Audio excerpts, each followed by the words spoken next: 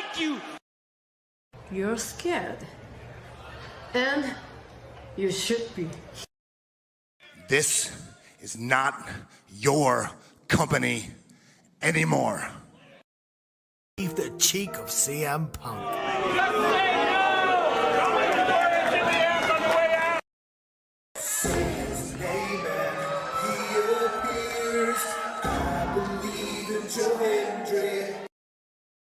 Out.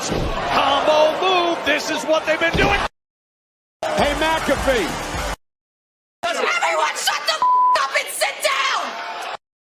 We got a mom in the front row who taught her daughter how to suck dick. I'm Mina Shirakawa. I used to be a model. I want to put on a big show. And that's the bottom line, because Stone Cold said so. What is going on, everybody? Welcome once again to the Saturday Shenanigans, hosted by yours truly, the Renegade JJ Williams. Hi guys. Hi guys. CM Punk drama bullshit to the side. I still consider Heyman the worst AEW champion they've had. First of all, we're going to bring in Walter Cruz. I said that as a joke when what's his name did his promo Monday. He said, "I'm from a prestige university." I said he majored in Steiner, man. We've got the Heeb man, James Hebert, in the house. I do really cool and dumb things on the internet. Right. A lot of shit going on here. A lot of fucking crazy ass shit. Where is Noah JD? Well, say his name and he appears, because we believe in Noah Foster. Fuck is this intro?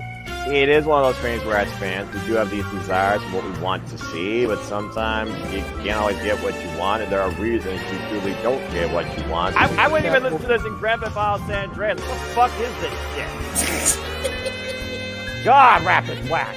Like I said, never been a greater time to be a wrestling fan than with more companies in a more lucrative spot, in a more comfortable business spot, in a sense of mind, it seems, than ever. Again, WWE is not the only one. It is not the end-all, be-all. So let's go back to the Renegade Wrestling JJ Williams to get the official word. JJ, speak! Make sure you tune in every week, because you never know who's going to drop in to join the shenanigans. Catboy is in the house. Hello, my internet family. I say if you want to make them as evil as possible, make them really mad. We have Mansfield joining the party now. What is going on, Josh? Like I told no one when we were in Cleveland, him joining JC was just an unfortunate side effect of my shenanigans towards you, JJ. I know how it can get better, Noah. The panel chooses you. Shut the fuck up, Josh. He said that so like We got the intro back. Yeah, I was gonna It's say. just like how you and I had lunch together the other week. That was different. Ladies and gentlemen, the King is here. Say his name and he appears. We believe in King A-Train. There are so many believers in Joe Hendry. The only person on this panel that doesn't believe in Joe Hendry is King A-Train.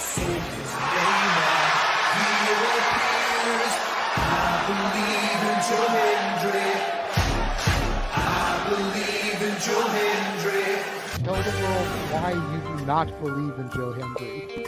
The reason I do not believe Joe Hendry is he is Fandango 2.0 in a entrance merchant. I rest my case, Your Honor. Hey! There's nothing wrong with being an entrance merchant. He has some of the best entrances of all time. Teleporting into the command center, all the way from Angel Grove High, Datilla. Oh, yeah. I went to the command center on Thursday. I went to Vasquez Rocks, which is where they filmed a lot of episodes. Somebody actually climbed to the very top of those rocks. I made it halfway. I was like, I'm not going up there.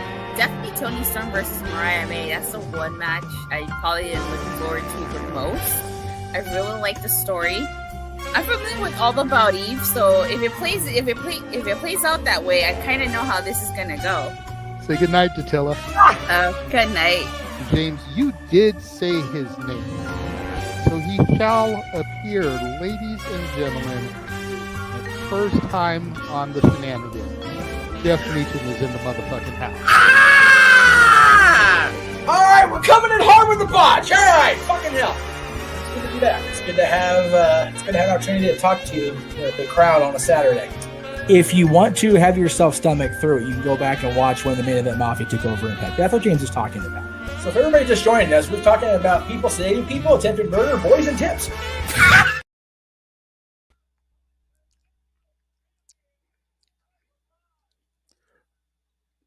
What is going on, everybody, and welcome to another installment of the Sunday Shenanigans, a very rare installment of the Sunday Shenanigans. Not sure why the video cut off, but it is what it is, baby. I am your host and moderator, the Renegade of Wrestling, JoeyEllz. Hopes everyone is having a great WrestleMania evening. Without any delay, we're going to bring in the panelists, much like we did last night. First, we're going to bring in the people that you have not seen yet tonight. First and foremost, Stat Boy is here. What is up, Stat Boy? What a day. I mean, I must humbly apologize to, and I must also thank all the people that showed up yesterday. And if you were curious as to what happened, eventually I will tell the full story.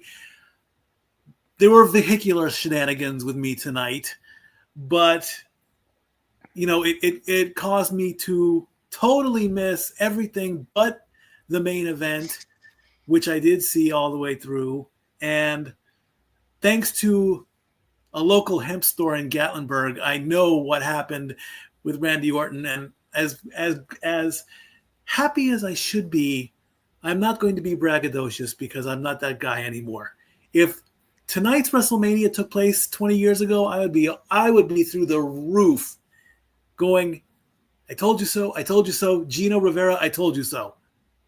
But I'm not that guy anymore. I'm a lot older and I'm a lot more humbler. So all I want to just quickly say is I know you guys had a great WrestleMania.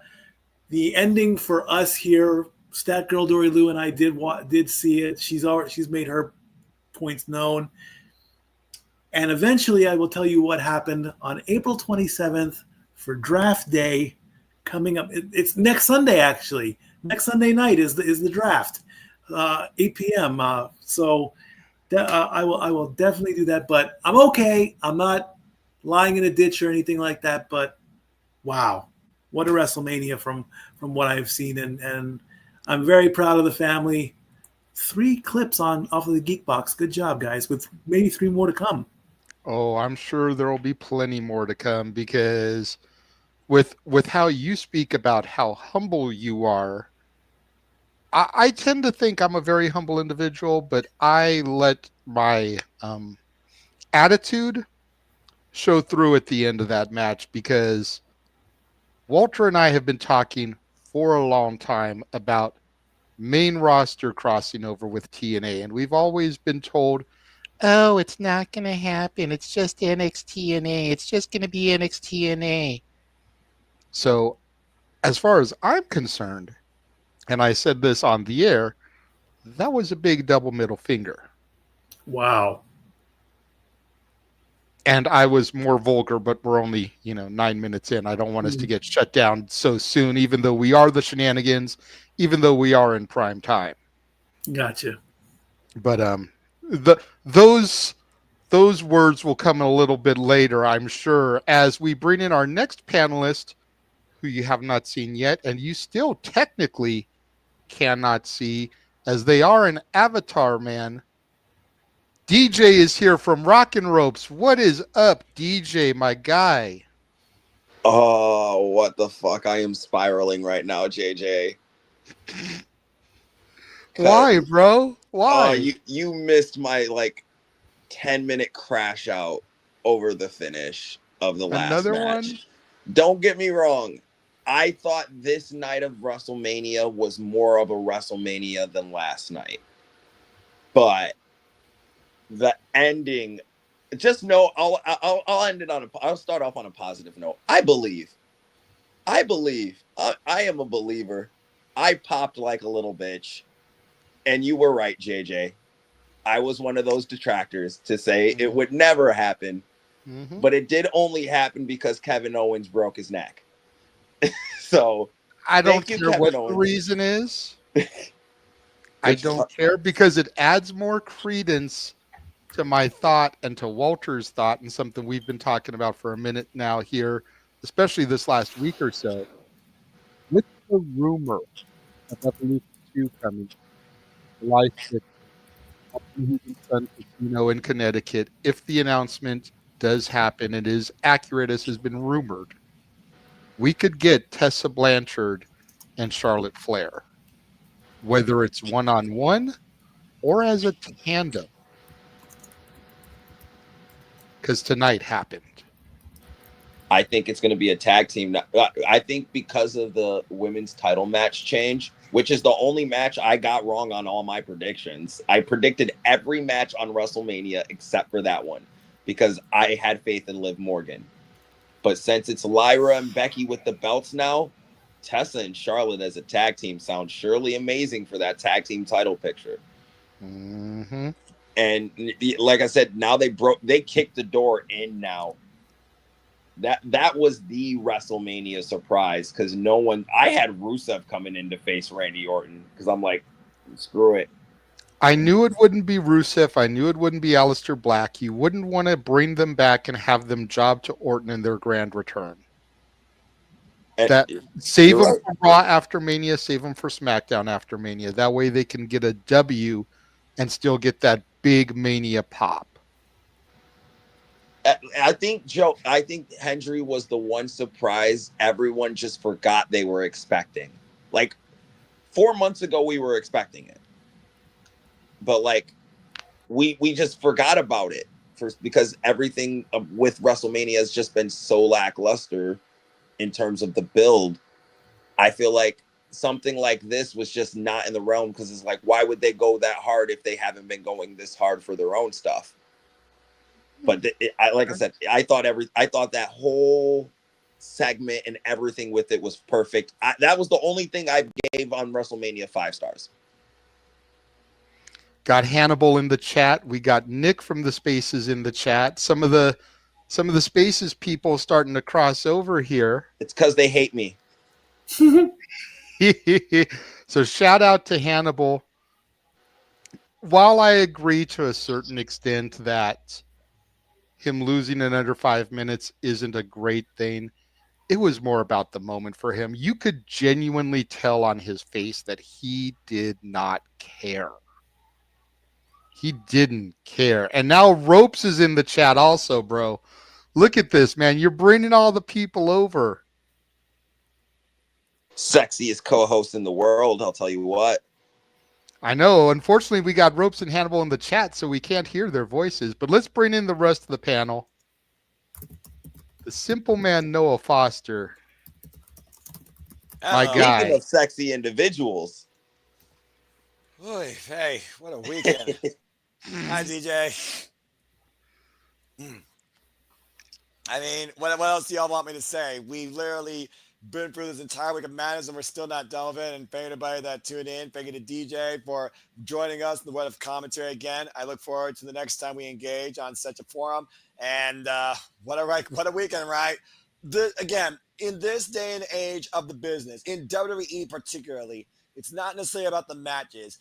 It is about the moments. And if you look more so at the outlook of this year's WrestleMania, when it comes to last night versus this night delivered on the moments, if nothing else. But it gave more moments, I think, than the other night, which still leads me to believe that Sunday was better than last night, despite both main events leaving you with all sorts of different emotions and definitely making you think about what is ahead in WWE, if nothing else, the rest of the week. But it's good to be here once again, even if I barely got no voice.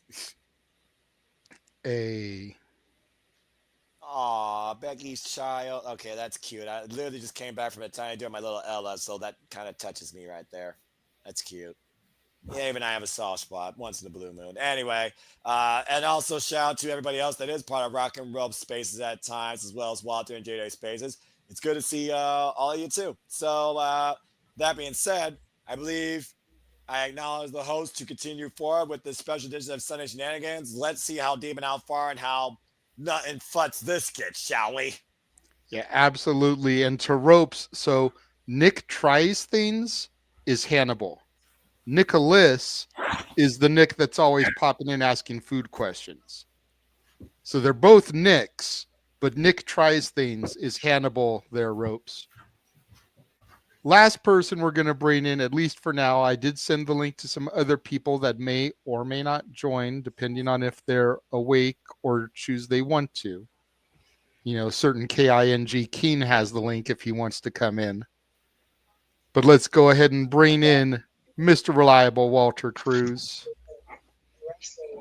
What's going on, guys? What a weekend. Getting aroused by that outfit over there. That's what I'm doing over here. God damn, Walter. I was going to say, the one on Walter or the ones on Lyra and Becky? Listen, Lyra looked like Bird Person from Rick and Morty, so I was hoping Rick would portal in and be her tag team partner. It would have been the greatest crossover ever. Or the pickle. Or Pickle Rick. Yeah, randomly feathers were like flying around while she was wrestling, and I was just cracking up backstage. Right? It's like a bird that got shot, and the little feathers are still trickling down from the heavens. Mm-hmm. But gentlemen, let's get into it. Let's not waste any more time, you know. 24 people watching, that's pretty good for a Sunday Shenanigans. Not as good as we had during the live stream. As Noah, I don't know if you paid attention to the numbers through the main event, but 475, I believe, at one point. Wow.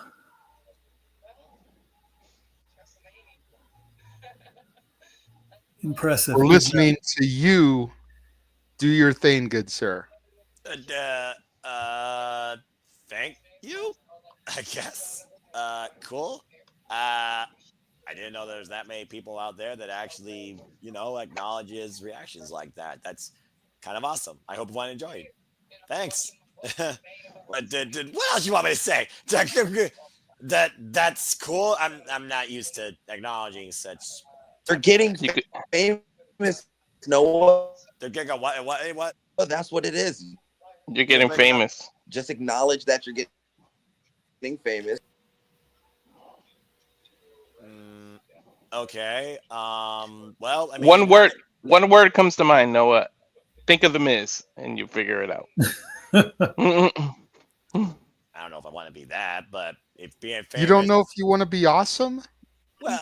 Well, I mean, yeah, I guess it's a positive way to look at yourself. At the end of the day, if I'm encouraging people to enjoy life, enjoy wrestling, that's all I care about. Not about me, it's about the business. But thank you, all of you. It's just crazy. I mean, that's the advantage of broadcasting to X as well.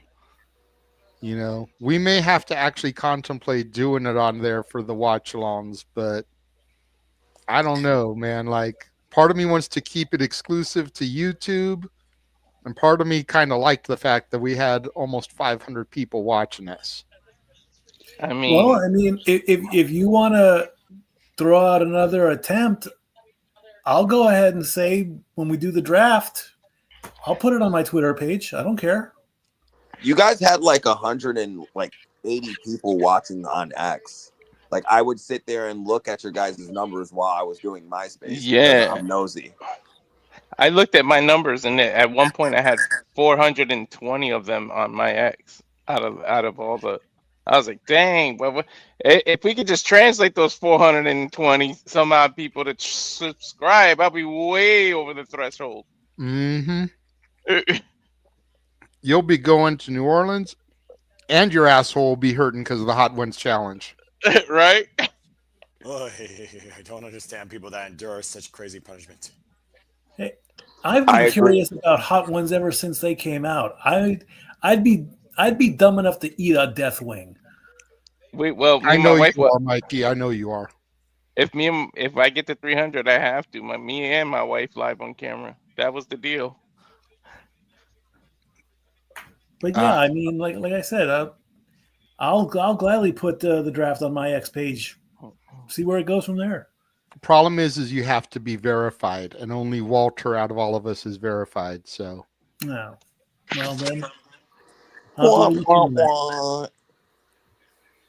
and I only appreciate the thought, but to think I only verified because I tried to get an interview with a certain person. I won't say who it was, but he said that he or she said, get verified first and then we'll talk. So I was like, screw it, I'm paying for it.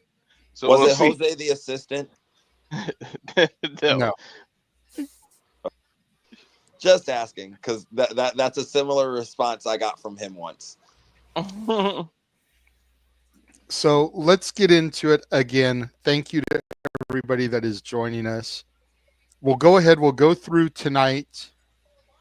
And then for DJ, if he's still here, once we get through it, we can kind of piggyback back to last night so he can give his thoughts since he passed out and wasn't here. But we opened the night up with the women's triple threat. Io Sky retaining her title against Rhea Ripley and Bianca Belair. I'm still in shock and awe that Io retained. Yes. Not disappointed, but just in shock because obviously the other two are more popular, more dominant, more threatening. So the fact that Io was able to squeak this out still surprises me just a little bit. Noah? Look, like I said, it's always the person you least expect that sometimes surprises you in the end. No denying the popularity, but I look at the capability of athleticism. I give it to Io Sky as I am pro wrestler, and I followed her career since starting one of the daughters of Starter endorsement to Inoki, saying she's gotten shafted worse than Shinsuke Nakamura as of late. I figure it was justified that Io Sky should have won here because the only thing that felt to matter, at least the story of the match, was Rhea and Bianca. Focusing more on each other. Who's better? Blah, blah, blah. Well, guess what? I'm the champion, and you made this possible. So shouldn't I be the focal point? Shouldn't I be the one you focus on? Is it the prize that matters to you, or just your bitter rivalry amongst you two? Io Sky told both of them to shut that up. And at the end of the day, she got the over-the-top moonsault and pinned the EST particularly, which means I felt if this was a one-on-one match, Io Sky could have beat Bianca possibly. Jury's still out on that. But if this was the original formula, not only did Io prove once again, Rhea, you can't beat me, but Io gave us an idea that she can beat the EST one-on-one. I think it was justified because it still leaves so many unfinished bits of business amongst the three. And I loved it. Definitely my match of the night. Very happy for Io Sky. She deserves it. DJ, your thoughts?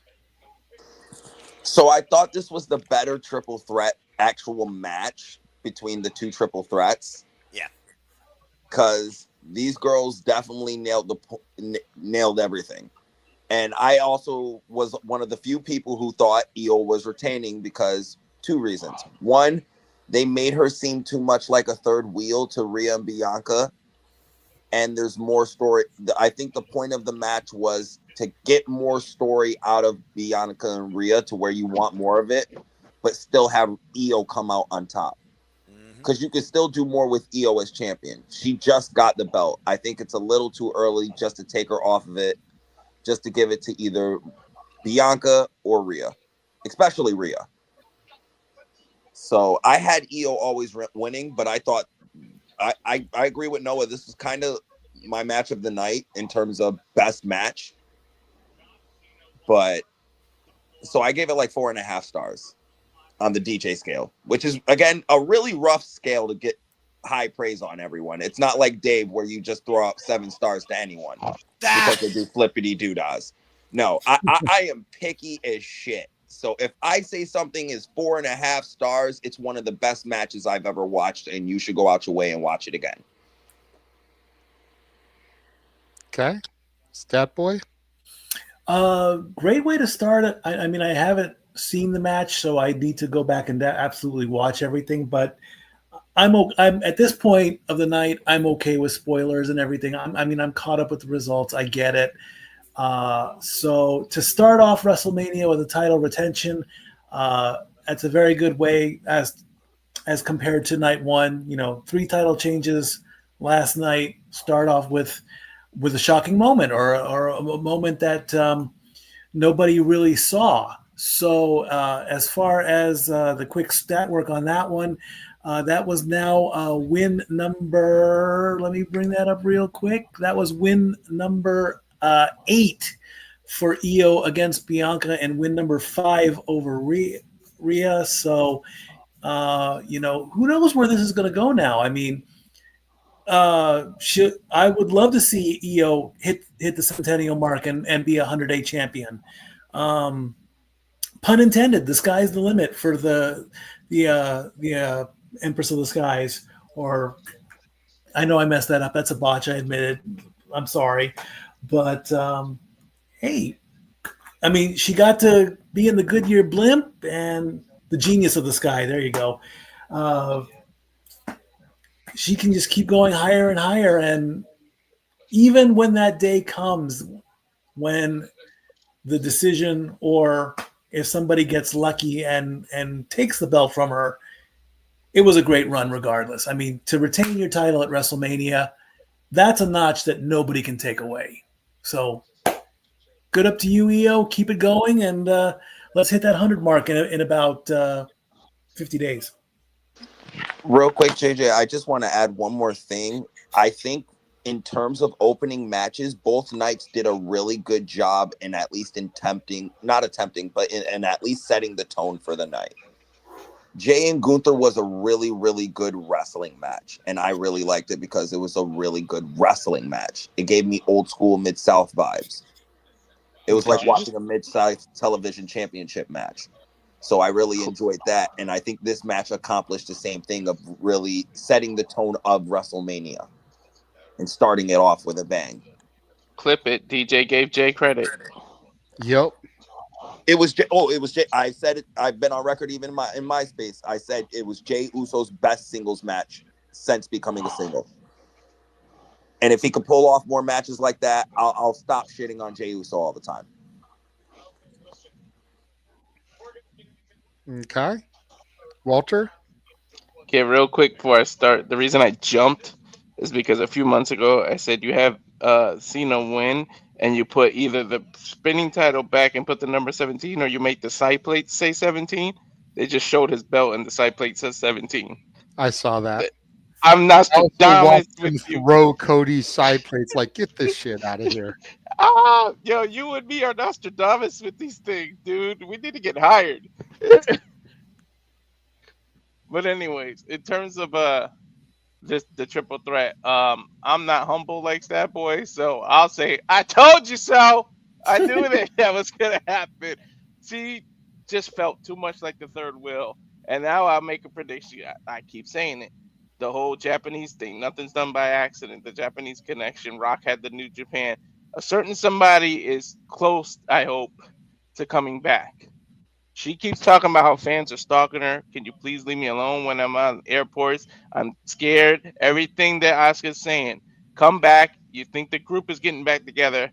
Asuka goes heel on her. You do the Japanese, and Asuka's the one that's going to be Io Sky. Get that title back. Remember I said that on this day, 11:33 p.m. on 4/20. Asuka's going to come back, and she's going to be the one to do it, Io. You're going to have 2 Japanese wrestlers main event some pay-per-view. There you go. As an enticement to try to buy a Japanese promotion. I don't know if that'll be a good day for Noah or a cold day in hell if that ever happens, but yeah, see, look, he's looking to blow his brains out if that ever happens. Don't do it, brother. Don't do it. Second match of the night, our Sin City street fight. Drew McIntyre defeated Damian Priest. DJ, what were your thoughts on this one? So I didn't watch this match because I had to drop off Aaron to his mother's, and I had to pick a match to ignore. So I chose this one. But I did rightfully predict that Drew was going to win because he did not get a win on Priest in a whole year in every one of their singles matches. or in any match they had, not even just a single, because they had a triple threat too that he lost. Impressive, DJ. Thank you. So I knew Drew was going to win this. There was no reason for them to have this match and Drew not to come out on top. But Drew couldn't really get hurt from a loss. But I didn't really watch this match. So I'm going to rewatch it later, and I'll probably give you guys my actual thoughts on a later date. Fair enough. Fair enough. Yeah, I mean, I didn't even think about all the other encounters, but just the fact that Priest cashed in and embarrassed Drew at Mania last year, that was all I needed to go off of for Drew to get his comeuppance here on this big stage. Walter, we'll go ahead and go to you since I know Statboy didn't watch it. That way you can talk a little bit about it, and then Statboy can piggyback off you. It was a great match, exactly what I thought. These two brought out the best of one another. It was a banger, and I feel like it was a perfect follow-up to the opening, because it got everybody hyped and hot, and then it's like, ooh, we get a violent match right after. So everybody was still on the edge of their seat, and these two going back and forth, back and forth. The stuff that they kicked out of was like crazy. They got me a few times on the 1-2 ooh kickouts, but the right man won. I knew Drew needed that win. He needed it more than Priest. So I don't know. WrestleMania is usually the reset, so I don't know where they go from here, but it was a damn good street fight. So they went back to back with the awesome fights, the triple threat, and then followed by a damn street fight. Statboy? Yeah, I can definitely agree with saying that Drew needed to win this one, because this is his second win overall. This was their 13th match together. Of course, Damian had the cash in, and then the rematch at Clash of the Castle, and then the triple threat at Money in the Bank, where Damian won all three in a row. So, and then of course, they had the Rumble, they had the Chamber, neither one won that one. So though they're technically draws, there was no victor between the two of them.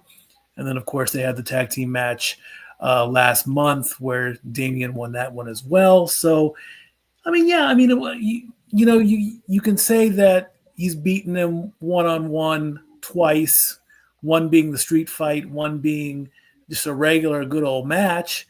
So, what's next for Drew? He could be reinserted as maybe a lower title, maybe. I don't want to see him show up tomorrow night and go after Cena. No way. That's going to be way too soon. It's like, oh, you win a street fight and now you think you're going to be the top guy to take away my 17th title? That ain't going to happen. So I do remember that I was saying that I was just sick and tired of hearing Drew complain about what happened, the way he lost the title, the way he won the title during the pandemic era and all that stuff, and then just to get cashed in on, I get it. So, maybe this is a turnaround and maybe he I saw on social media, I know, like, there was a post out there he tweeted during the match, if that was legit. I haven't had a good look at the tweet yet, but hey, that's the funny WrestleMania moment that should be nominated for next year's Slammies. I'll tell you that right now. So good up to him. Let's see where it goes. Let's see if it can maybe reset Drew McIntyre again, because you can reset yourself plenty of times in the wrestling world. You just got to get that right path going. Noah?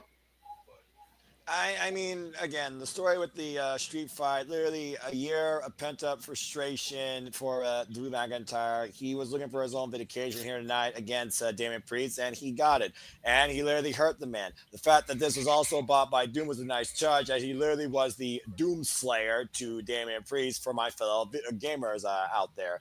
I used to play Doom when I was once a wee lad.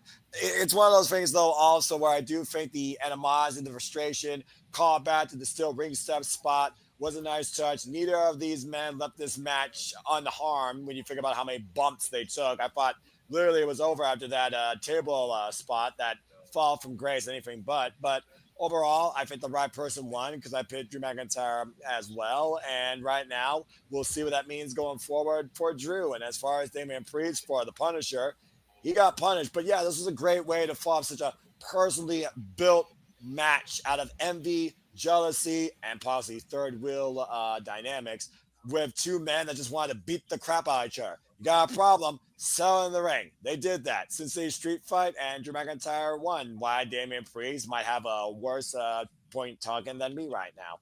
But it was good stuff. I enjoyed it. I was kind of sad it didn't have like no casino references or like, props. But it goes to show, again, looking at the differences in this era versus previous eras. The storytelling in WWE is taken more seriously. And apparently that does include the gimmicks. It was good. Good stuff. Yeah, I really enjoyed it as well. It was everything I wanted it to be, and then some. I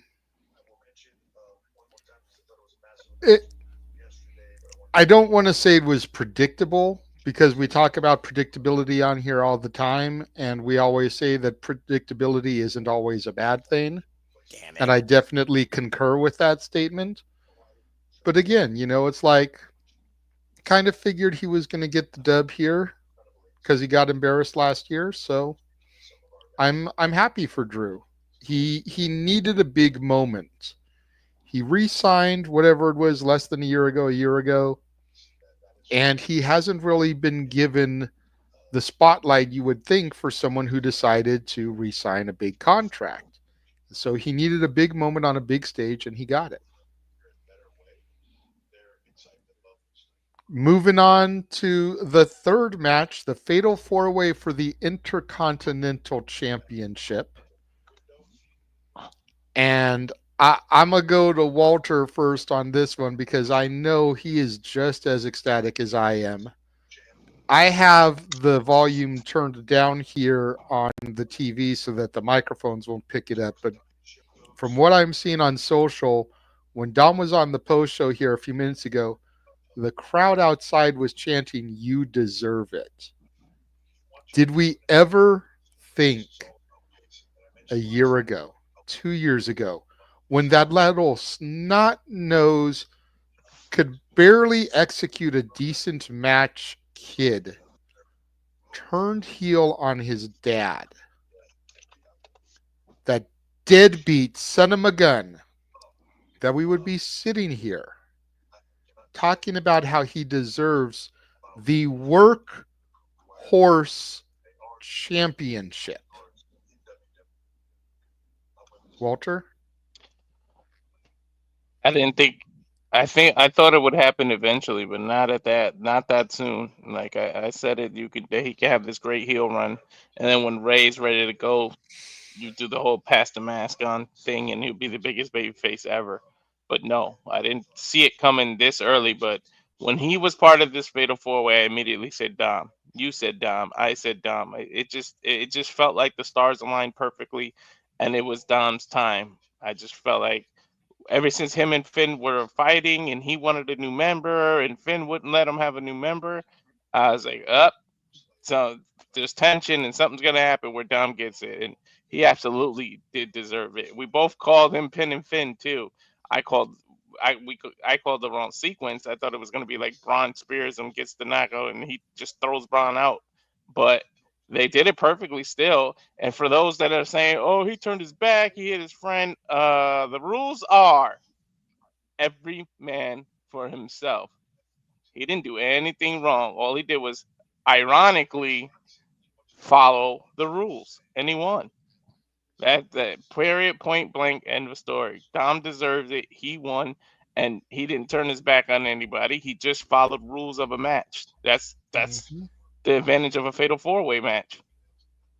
Absolutely. By the way, check your Facebook messages from me, sir. Noah? Yeah, sorry, multitasking. You know what I'm doing. It's all good.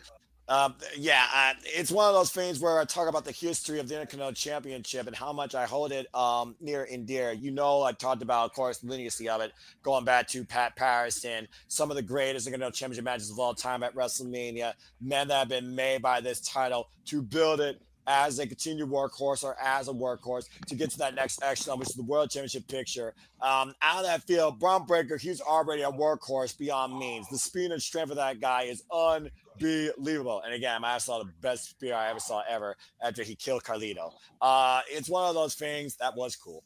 It's one of those things, though, where I do thank Dominic Mysterio for all the reaction he's gotten and all the work that he has put in, being with some of the who's who, the greats in this business. We talked about Royal Rumble, for example, was in the ring at the same time with Roman, Seth, Punk, Cena, and then there was Dom. Now, Dominic Mysterio, we look at that now, and it's like, okay, now I see why. It goes to that trust, that growth, that development that Dominic Mysterio has built, not only with the WWE higher-ups, but with the WWE Universe. Because at the end of the day, if you get a reaction, you're going over in this business, especially if it's not go-away heat. And he's always got a reaction. But building this tension with him and Finn Balor has made it become now more of a favor towards the WWE Universe. And that clearly showed tonight. Dominic deserved it. The right way to go is to pin Finn Balor. It continues the Judgment storyline where there will be backlash, I think, and a final judgment to happen on a show not called Judgment Day sooner rather than later. And as far as Braun Breaker, if he wants to go after Dominic again, go one-on-one as a sub-feud, I could see that. And Penta, it felt too soon for him to win the championship. So Dominic was the right call, and it protected Braun. So I'm very happy with the result and very happy with the match. For a first ever Fatal 4-Way WrestleMania history, it definitely lived up to the marquee. Congratulations to Dom. DJ? So I pretty much had the same sentiments as Walter. I thought this was way past due for Dominic, and pretty much, not to steal Stat Boy's gimmick, I did wrestling math when I saw this match. I said, okay, cool. Penta's not getting pinned. Braun's not getting pinned. Finn's not winning, so he's getting pinned. And Dominic's going to be our new IC champion. And the match itself lived up to the hype, honestly. I usually with multi-man matches, you always have to hold your breath because usually they're not that good and they're always too convoluted. Exactly. But this WrestleMania specifically, every multi-man match delivered. Completely delivered. Not a single one was a letdown or a failure or didn't lack anything. It was perfect the way it is.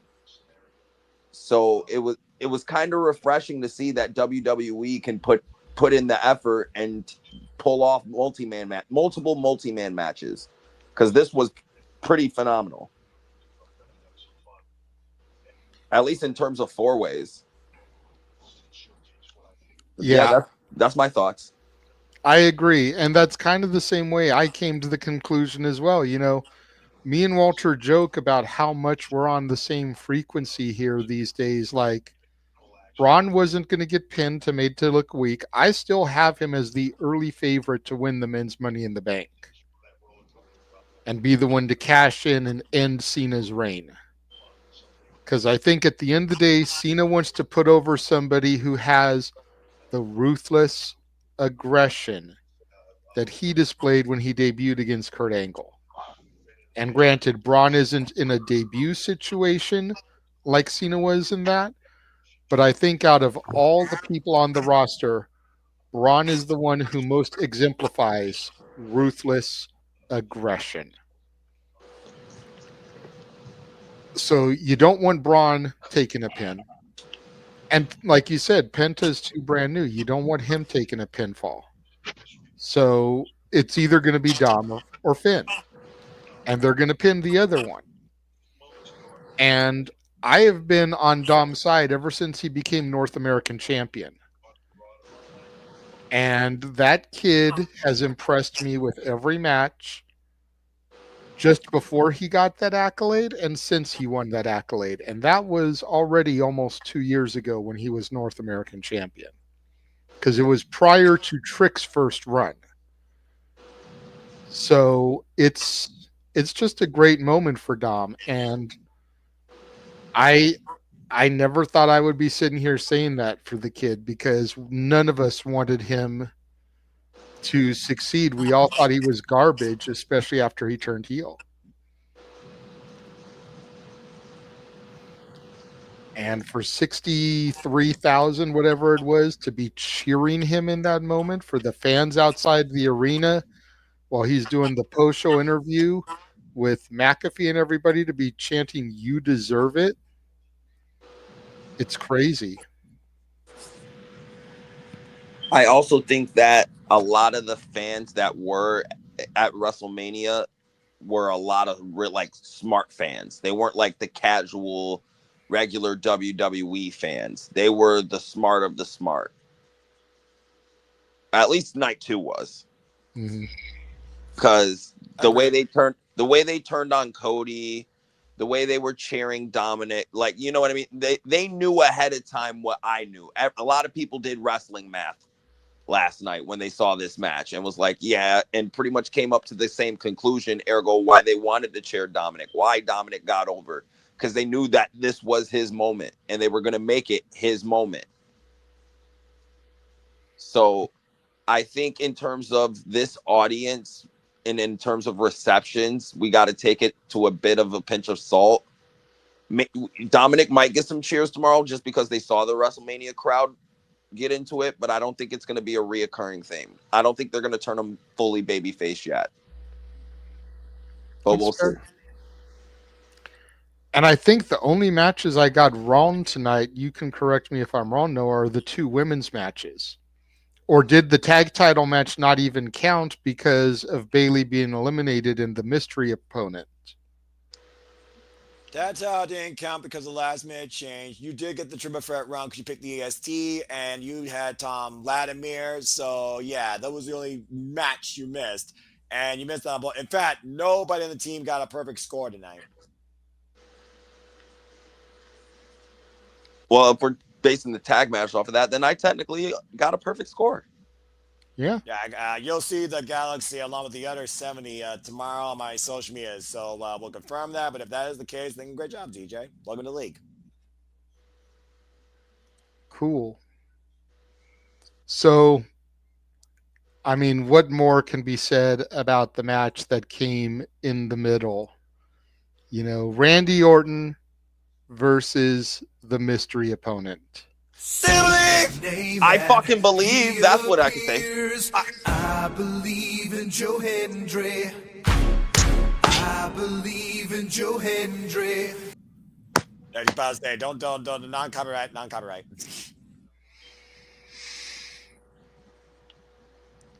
Oh God! All of us knew it was going to be him. I didn't. Really? How did you not know? I can genuinely say I didn't. I actually thought it was. I thought it was going to genuinely be Rusev. And when I heard when I saw the silhouette, I'm like, wait, who the hell is that? And then as soon as I seen White, I screamed at the top of my lungs and started singing like a fucking schoolgirl. Okay, I believe in Joe Hendry. Okay, I popped so hard because I did not see this coming. You got to remember, JJ, I was one of the people who never thought this was going to happen. I didn't think Triple H would be bold enough to pull the trigger on this soon. I gave it another year or so to where it would, kind of mean a bit more. I thought it would mean more doing it later, but doing it the way they did it and the way they pulled it off and who they pulled it off with, because they couldn't have pulled this off with any other person but Randy Orton. I thought it was perfect. I thought the match itself wasn't long. It was enough to get his stuff over and get people to see who Joe Hendry is and to see that TNA World Heavyweight Championship on the WrestleMania stage. Randy Orton won. And I gave it 5 stars because everything came together perfectly. Like, I couldn't ask for a better That's a WrestleMania moment right there. Absolutely. If there's any moment of WrestleMania, that is it. Yeah. And again, like, Joe Hendry was my number one choice in all this. Like, I said from the get, and Walter can back me up on this, and Noah can back me up on this. You don't have Joe Hendry doing meet and greets at WWE The World and not use him for WrestleMania? Did I or did I not say that? You said it. In my defense, JJ, I didn't know he was there. Really? Yeah, it no, was I didn't everywhere, know he was bro. there. They posted that shit everywhere. Yeah, he was all over the strip. The entire Las Vegas Strip believes in Joe Hendry. Well, in my defense, I stayed Unbreakable off Twitter. Thursday. I believe he was at WrestleCon Friday. He was at the World yesterday, and he made a WrestleMania appearance today. Yep. Well, in my defense, I also tried to stay off Twitter to not get any spoiler. We all know who my best friend in the world is, so his job is literally to do every fucking spoiler in the world. So I try to stay off Twitter so I don't get spoiled to anything. And I like I said, I didn't know he was at WWE World this weekend, or I would have. Oh, Joe Hendry's definitely going to be Randy Orton's opponent. I seriously thought it was Rusev. So yeah, like I said, it genuinely popped me because I didn't know, and it was a hell of a moment.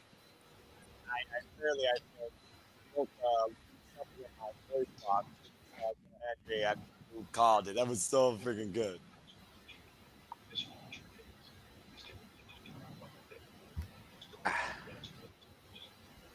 I'm speechless. Go ahead, Walter. DJ, take comfort in this. You didn't get Rusev, but you did get his lawyer. There you go. I just saw that meme. I'm glad you said that because I'm literally staring at the meme right now. There's a meme? Someone posted the picture of it, of you saying that exact same thing. Oh what the hell? I hate when people steal ideas from me. Like it was I just remember he was his lawyer. Literally, it has the picture and everything, and that it literally worked out perfectly because I'm staring right at it right now. That's freaking hilarious. I'm gonna tweet it at you. Hold on. The internet, nothing is original. Everybody steals from everybody else, but I still claim and believe these two gentlemen called it. And again, we believe in Joe Hendry. And dadgum, first of all, Rumble and WrestleMania. Joe Hendry has now been on two of the biggest shows of the calendar year in the professional wrestling business. Only one left at this point is SummerSlam. Give it time. I will, JJ. Give it time. I will. Okay, that's the way you like that idea. By the way, the team of the Galaxy, turning to the 90 plus of you that participated in WrestleMania, whether you are inaugural in the league, want to do it one off, or continuing, and to all the winners, congratulations. You'll find out with your correspondent tomorrow on my social media, as we're not, it's this Sunday here on the No, Henry! What? Oh, man, you are lead! Damn you both! Damn you! Oh, that's awesome. Oh, good, man. Good. That is so damn awesome. Arlene believe. Arlene, let's talk. You believe. The TNA World Championship. Curse you, Dominguez. Did you plug us, Dominguez? It's Los Dominguez is there, DJ. Sorry, my proper English started to kick in. Oh, yeah, we don't use that. It's all good. It's I need to meet him. Yeah, I need him. Joe Hendry is on my bucket list of people to meet and be like, I believe you're awesome. Because it's just a great person. He understands the business. He is a one-of-a-kind talent, and the world finally recognizing him for it is something incredibly beautiful to see, because I've followed this man, like I said, since WCBW, since Defiant, since OTT. I mean, come on now. The world believes in Joe Hendry. WrestleMania just gave us the biggest exclamation point proof of it. And that stage with the door sliding open and him there, the silhouette, that was just icing on the cake. That might have been one of the best stages, by the way, in WrestleMania history. And stage builds. Yeah, I mean, it might be the best entrance of the weekend. It might be number 2. Very fair. because, and I kind of teased this earlier, that there was something I wanted to share from the GCW clusterfuck last night. And I'm going to go ahead and do that now because I feel like this is a good segue for it. Okay. Because I'll let you guys decide if this is a better entrance than Joe Hendry or not. No way! What? No way! Wait a second. What? No!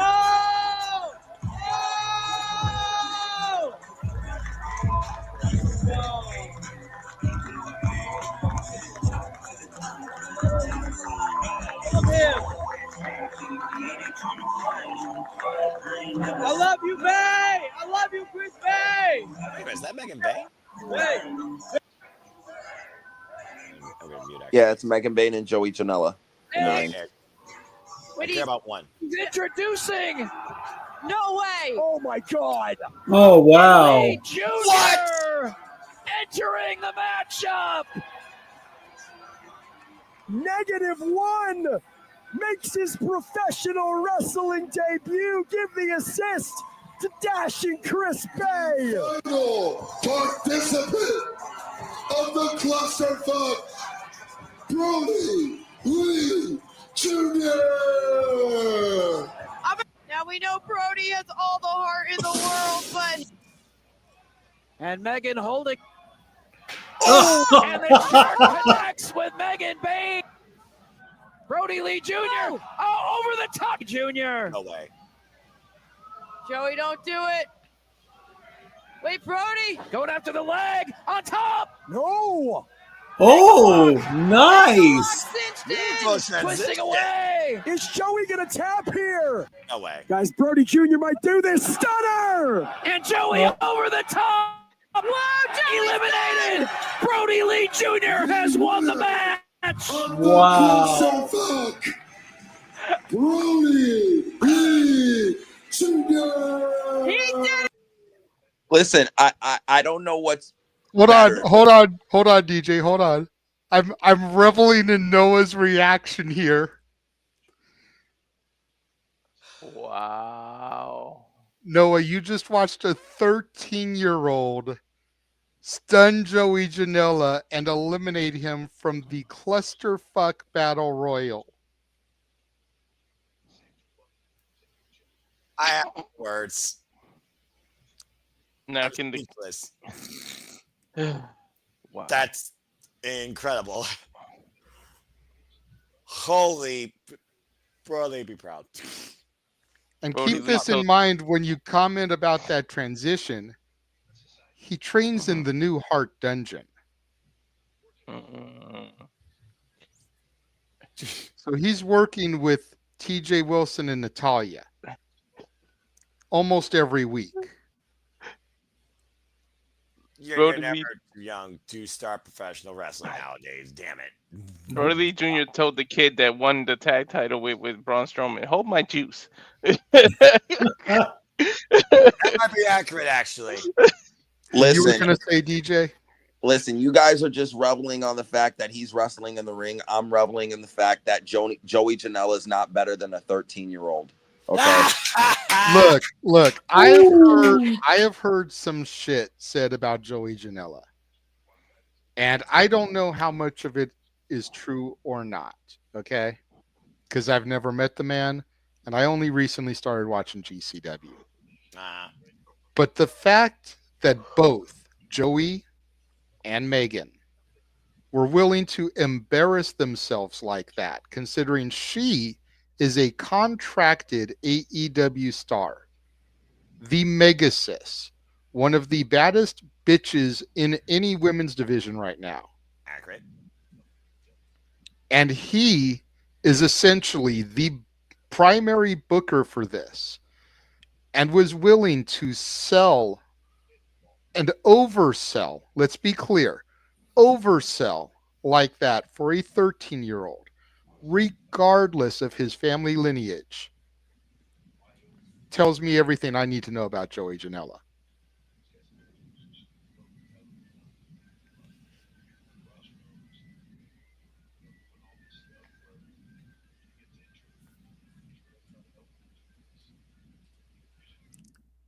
James and I were literally losing our shit because we thought Chris Bay was actually going to enter this thing. That's what I was thinking when I saw him out there. I was like, wait, what? But then we saw him do this. And at first I'm like, okay, Ace Austin's going to come out. You know, ABC, easy as 1, 2, 3. Let's have him come out and represent Bay. Yeah, it makes sense. But then Brody came out and I'm like, oh shit. Holy shit. And then Janela eliminates his girlfriend because him and Megan Bayne are an item for those that don't know. No, I don't. I didn't know that. Now I hate Megan Bayne because she has terrible taste in men. You know what, DJ? You leave that alone. Lucky some bitch. Oh, you. But he chucks a chair trying to get Brody Lee, accidentally hits his woman, eliminates her, and then sells the stunner like that. Damn it. I'm good. So who, Noah, had the better entrance? Joe Hendry or Brody Jr.? Ah, you son of a bitch. Look, in this business, you got to do the work. Joe Hendry got the biggest moment on the grandest stage. Hey, that was 1,000 people in a ballroom for an independent wrestling show. That young man got the first moment, in my opinion, of his wrestling career.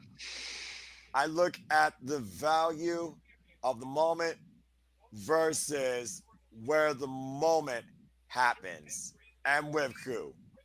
You can have many, but you only get one first. That kid is not even legal enough to challenge Izzy Moreno for the Mission Pro Championship in intergender action if this was in GCW. I gotta go with Brody Jr. Walter?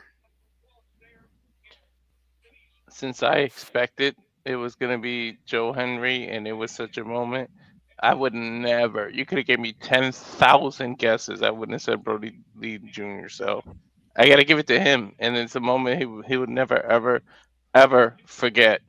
The tragedy happened in his family. And this is the what happens, the results of it. And like, he'll never forget something like this. So it's got to be his. Mikey? Wow. I mean, I thought I've seen everything in wrestling, and now to see this, I'm going to piggyback off of Noah here. I mean, you can't deny children. Okay, they're innocent, they're pure, they're wholesome, they're lovable, they're family. I get it.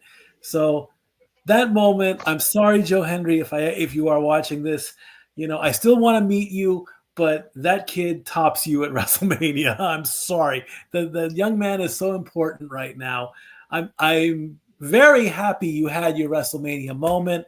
In fact, as soon as I found out that it happened, I was trying to take care of my car, which is a whole other story, which I don't want to get into right now. But I was very happy that it happened. And of course, I messaged Noah immediately. So right now, I'm going to continue the Vegas high. I'm currently watching the third period of the Wild and the Knights, round 1 of the Stanley Cup playoffs. So this is how I'm going to end my night. Again, I'm very proud of my family, as I always am. You guys do a great job. You guys are killing it. Don't stop the momentum. Follow these guys. Subscribe to these guys' channels. Get these guys to the next levels, please. I can't stress it enough. And then, of course, don't forget, in 7 days, 8 p.m. Eastern, 5 p.m. Pacific, I will be sitting in that chair. We can call it the sports bar again, I guess. Sports bar never really went away. It's just been on hiatus for quite some time. I'm still not bringing it back in a full capacity because I still have to work. I new job today. I'm very happy and very proud of that, but I got to keep that streak going myself. So we'll see where the top prospects in the college football world go. Round 1 of the draft next Friday night. I love you all, family. Keep it up, and we'll see what happens with the craziest Monday Night Raw tomorrow night.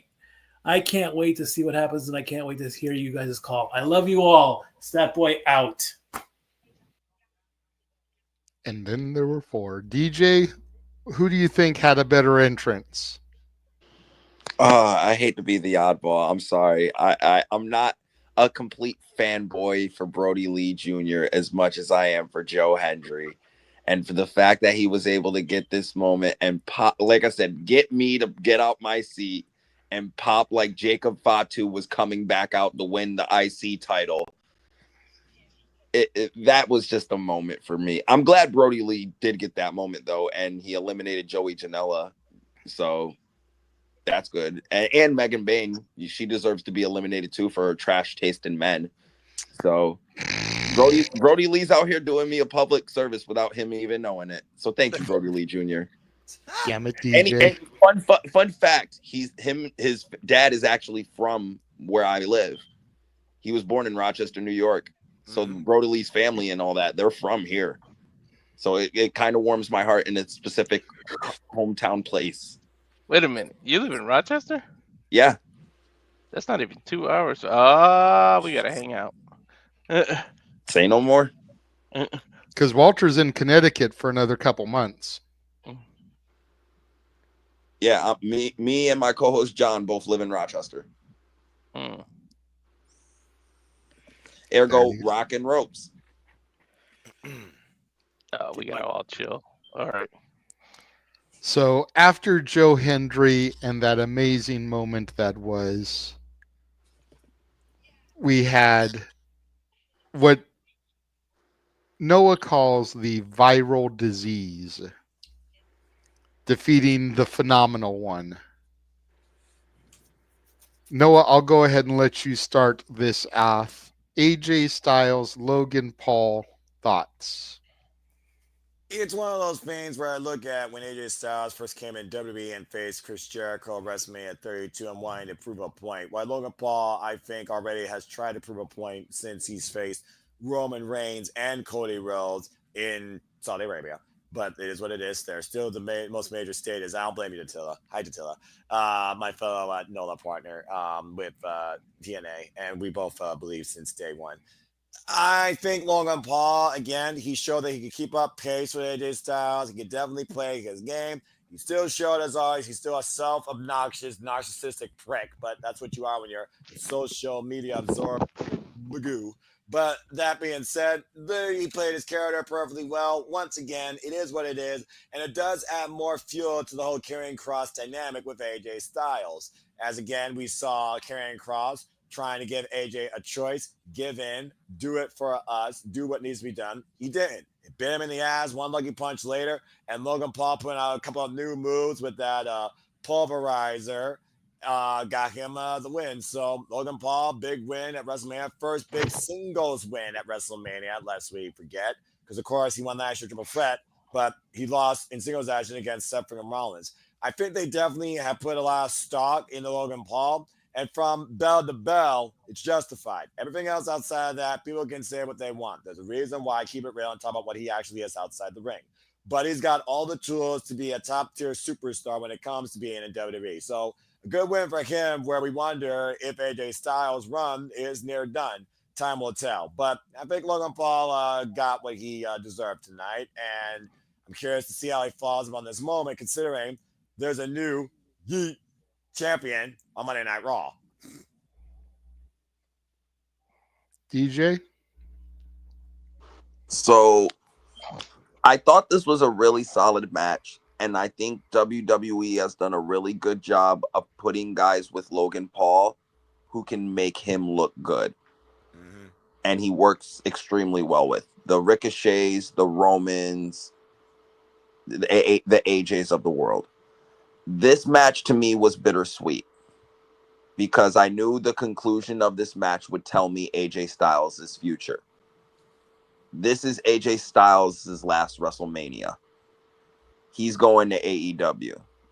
They're going to do a small, maybe quick program with him and Karrion Kross to help establish this new Karrion Kross character, because he's going to get a main. Karrion Kross is going to get a push finally. Thank God. Yeah, right. But I think AJ's on his way out. This was the beginning of AJ's goodbye tour, and we'll be seeing him soon in All In. Because AJ don't get into the best shape of his life if he's retiring. He's not retiring anytime soon. And Tony Khan will throw AJ Styles a boatload of money, John Moxley levels of money, to come to AEW. So it was bittersweet for me knowing now that it's AJ's last match. It was a hell of a last big WrestleMania match, but it was a hell of a way to go out. And I enjoyed it.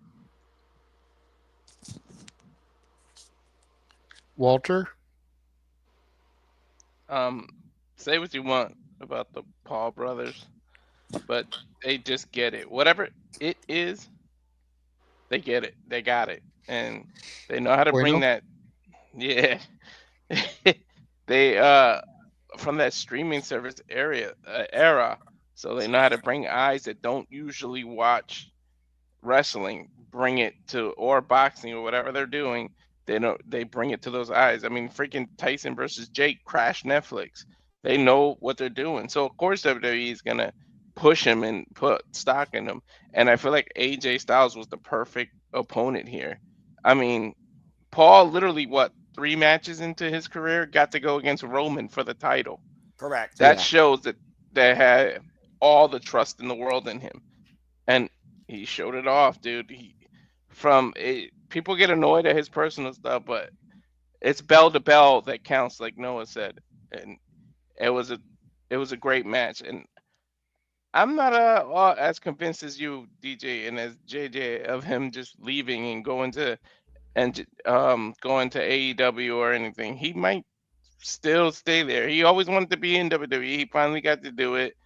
I don't know. He might just leave on top, or I would love to him. If it's more about working less dates and stuff, I would love to see him go down to NXT. He got to bypass it. The men's division there needs it. Go over there. See, the thing is, I don't think it's about the work. Him working less. I don't think it's about the schedule. I think it's if AJ knows he can work at a high level, which he still can. He just showed that, despite the injury he just went through. He can work at a high level at this point in his career and still earn top dollars. Why would he not go out and try to earn the most amount of money he can get? No matter how much he loves WWE, and WWE would give him probably whatever schedule he wanted if he stayed. But Tony's going to give him more money. And at the end of the day, he has a family to look out for. He's got, 3-4 kids?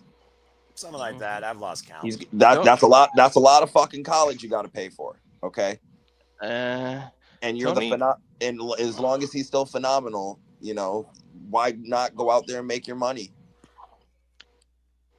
Yeah. I'm all for the wrestlers making their dollars. Maximize your dollars. AEW is the place to maximize your dollars. It's true. He may be able to make more money up front, but WWE can offer him to make backup money in retro. I can't even talk right now. I'm tired. Yeah, residuals and other things, especially with this relationship with TNA. And if they outright buy him or anything like that, you get that library. And now he gets to be in video games that have to do with TNA. Things like that. All those are residual checks and things like that. And might even be for the rest of his life. Like, screw his career. That might be always comes. You always get those kind of checks. You always get that in business and things like that. You sign those kind of contracts, you get it on the back end of your career. You may not be able to get everything up front like Tony can do, but there's other ways to make money with WWE. That's fair. The big downside of that is that you don't have the DVD market anymore. Yeah. So it's basically just merchandising, action figures, T-shirts, that type of stuff. Video games, to your point. But the DVD market used to be a huge revenue source for those because every pay-per-view would come out on home media, and as long as he was on that show, he'd get a cut of that sale. Mm-hmm. Yeah. So that's something to think about as well. And I mean, if what he said to Chris Van Vliet is true about wanting to retire by 50, he's 47, turns 58 in June. So he's only got about 2 more years. So we'll just have to see. But I hope that DJ is wrong. I hope that Mike from the Spaces is wrong and we can just shove it down his throat. But we'll have to see. Time will tell. Because he's already on X talking about AJ to AEW watch has commenced. Oh, the entire Wrestle Collective has been tweeting that shit.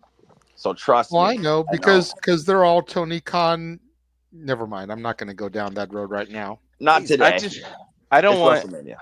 I don't want AJ to go there because no, he's gonna have a big beginning run and then end up talking about how phenomenal the food tastes in catering. That's what you're gonna be talking about. Yep. And he'll never wrestle in front of that many people ever again. Mm-hmm. That he did tonight. Yeah, sometimes in this business, though, it's not about how many you wrestle. It's about just the fact you get to wrestle. It's a catch-22 in this business. You love what you do, but you also make enough in what you love what you do. It's not just about money at the end of the day. There is a passion to some people in this business. Whether it's 200,000 or 2,000, don't undermine where people wrestle just because you may not respect the company authority figures, JJ. Noah, I don't really have anything against AEW. I know you don't. He likes to feed into DJ's bullshit sometimes. That's all. Well, I just wish AEW would trim their roster down. That's my biggest complaint. They have almost 200 people under contract, and they use like 30 of them a week. The same 30, not counting Ring of Honor. For 5 years. That's my issue. There's so many people over there that I'd like to see more of that I never get to see. Like Powerhouse Hobbs, Wardlow. What the fuck happened to Scorpio Sky? I have no idea. These are all answers DJ needs all questions DJ needs answers to. Good luck reaching out to AEW's PR department on that. But I get what you mean. And again, overinflated rosters is a problem of this business. I mean, how many names in the trade to me and Wanda go like, oh, yeah, look, there's that guy. So it's like, it is what it is. But AEW is definitely the biggest, what's the word I'm looking for? Biggest t-shirt company? No, the biggest, what's the biggest, like, crime committed thing that you call? Murder? No, the murder. Capital offense? What? A capital offense? I don't know, capital offense. Detractor? I don't know. Someone that's the biggest thing that's doing something wrong. I can't think of it right now. I'm too tired. I barely can speak, and my freaking brain's on half mode right now, and I didn't even eat my tiramisu. So, but I'm ready to freaking knock myself out and go to sleep. Continue. There we go. Let's figure that out. Let's figure out in the chat. Athena. If it wasn't for the Owen Hart tournament, we wouldn't have saw her on a Wednesday. When's the last time you saw her on Wednesday? Yeah, that's true. another one. Yeah, well, again, Tony Khan at one point was talking about AEW, but again, back to our regularly scheduled program as we continue talking about WrestleMania. We'll talk more about AEW once we go all in and see what happens there. So, again, we believe in Joe Hendry, DNA, you were right. Good job. Now let's see what happens with Rebellion. If it is what it is, we'll see what happens next weekend. But that was not the last thing that happened tonight. Was it, JJ? Nope. Women's tag team titles were on the line and changed hands as Liv and Raquel dropped the gold to Lyra Valkyria and Becky Lynch. The Irish connection. Oh, God damn it. What's wrong, DJ? So this was the one match I got wrong, and it irritated me to the fullest because why? I don't know. You demean the IC title kind of just a little bit, just a small bit. Like, okay, she's got another belt when she's not even defending the fucking first one on WrestleMania. Woohoo. Well, you ask the question of why. Why? Simon Miller. Do you not remember last year Liv defeated Becky for the women's title to begin the revenge tour? Out of champions. After Becky injuring- hasn't been seen since. Becky used to be Becky 2 belts, and now we have Lyra 2 belts. And Lyra beat Becky for the NXT Women's Championship, as not only was Bayley a huge influence for Lyra, but when Lyra first started wrestling in Ireland, it was Becky Lynch that was her biggest influence. And by the way, what was your name listed under in the league? Just so I can confirm your score, just to make sure you actually did have it right originally. I forget what you even put yourself in as. It should be under DJ of Rock and Ropes. DJ, is it? Or DJ, is it DJW? Or no, it just should be DJ of Rock and Ropes. I wonder if it's. I'll have to double check and make sure you actually submitted that, not just NXT, because I'm looking for the DJ Rock and Ropes as a name. But I forgot later. Anyway, continue. But yeah, I mean, this felt justified in my opinion for so many levels with the connection of Becky to Lyra, the revenge sought after, Becky to Liv, and the dynamic of what we think happened behind the scenes when it came to a different person starting with a B and another person that's a prodigy. But anyway, continue. Well, I don't know, because I feel like it kind of just, I feel like it would have just made more sense if Liv and Raquel kept the belt since Dom won his match and have them come back both together, both champions, let them just ride that wave for like a month or two. Then maybe have some new, establish some women tag teams first. Because who the fuck are going to take the belts off these girls now? Well, you know what I mean? Tatum Paxley? Yeah. Oh, God. I'm about to say, isn't there something coming up on Tuesday, if I remember correctly, that you're covering, JJ? Sí, señor. Yes. So that's hot. They have to establish those girls on the main roster first. The NXT audience is not the main roster audience. So it's not like in most cases where you can just call people up and, oh, we know who Gigi and Tatum are. We've watched all their tag team matches. You know what I mean? Bringing people up to the main roster is like introducing people to an entire different audience, because it's a broader audience. It's a bigger audience to a different taste. So I like I said, I understand why they did it. I just don't like it. Like what you're saying makes sense. I just don't like it. I think it was better off having Liv and Raquel still be the champs just for now until you establish a couple more women tag teams. Because the field is not that broad yet. Well, main roster, you're right, and I'm pretty sure JJ spoke pontificately and yelled into the camera about what the main roster is versus NXT. But it's not just the tag division. It's, what's the words I'm looking for where I don't have a voice? Oh yeah, that's right, JJ. It's the entire fucking practically main roster division. I mean, this is why I didn't think Gigi and Tatum were going to win yesterday. Same! Because regardless of who had the titles, I felt like if an established team in NXT had won the match, the Meta Girls, or even Cora and Roxanne, a title change would have been more believable.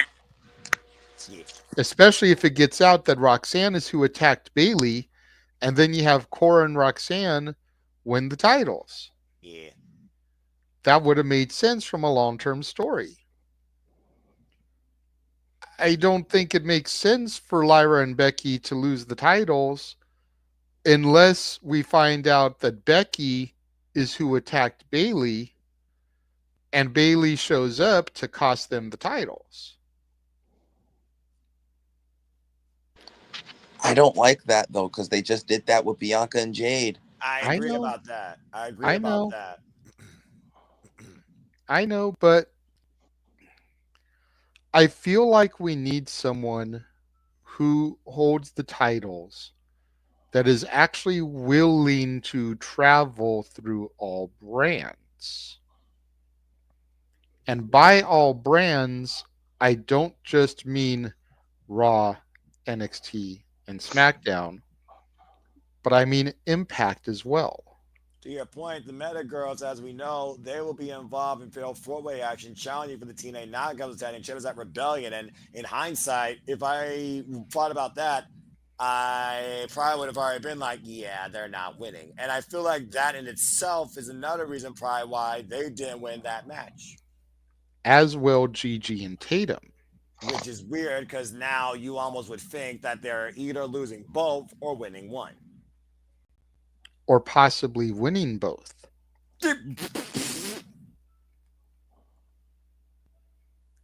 Weirder thing. Did you not just see Joe Hendry at WrestleMania? You know what? After Sunday, I am no longer questioning stuff happening with WWE NXT, particularly in TNA. The main roster thing, first main roster thing since this relationship started. Now, if Masha confronts Tiffany or confronts Io, all bets are off. All right? Or Tessa confronts Charlotte or a WWE Women's Champion, then truly all bets are off. That you got one over me because they've endorsed Joe Hendry on every brand because everywhere you say his name, he will appear. The world of wrestling believes in Joe Hendry. But this NXT, definitely nothing is out of a possibility when it comes to NXT TNA. I'll give you that. I'm just going to leave it right there. So, I mean, is it outside of the realm of possibility? With everything that we've seen in the last 2 years that we have said, fuck, that wasn't on my bingo card. I stopped playing bingo a long time ago. You can't be after all that crazy nonsense.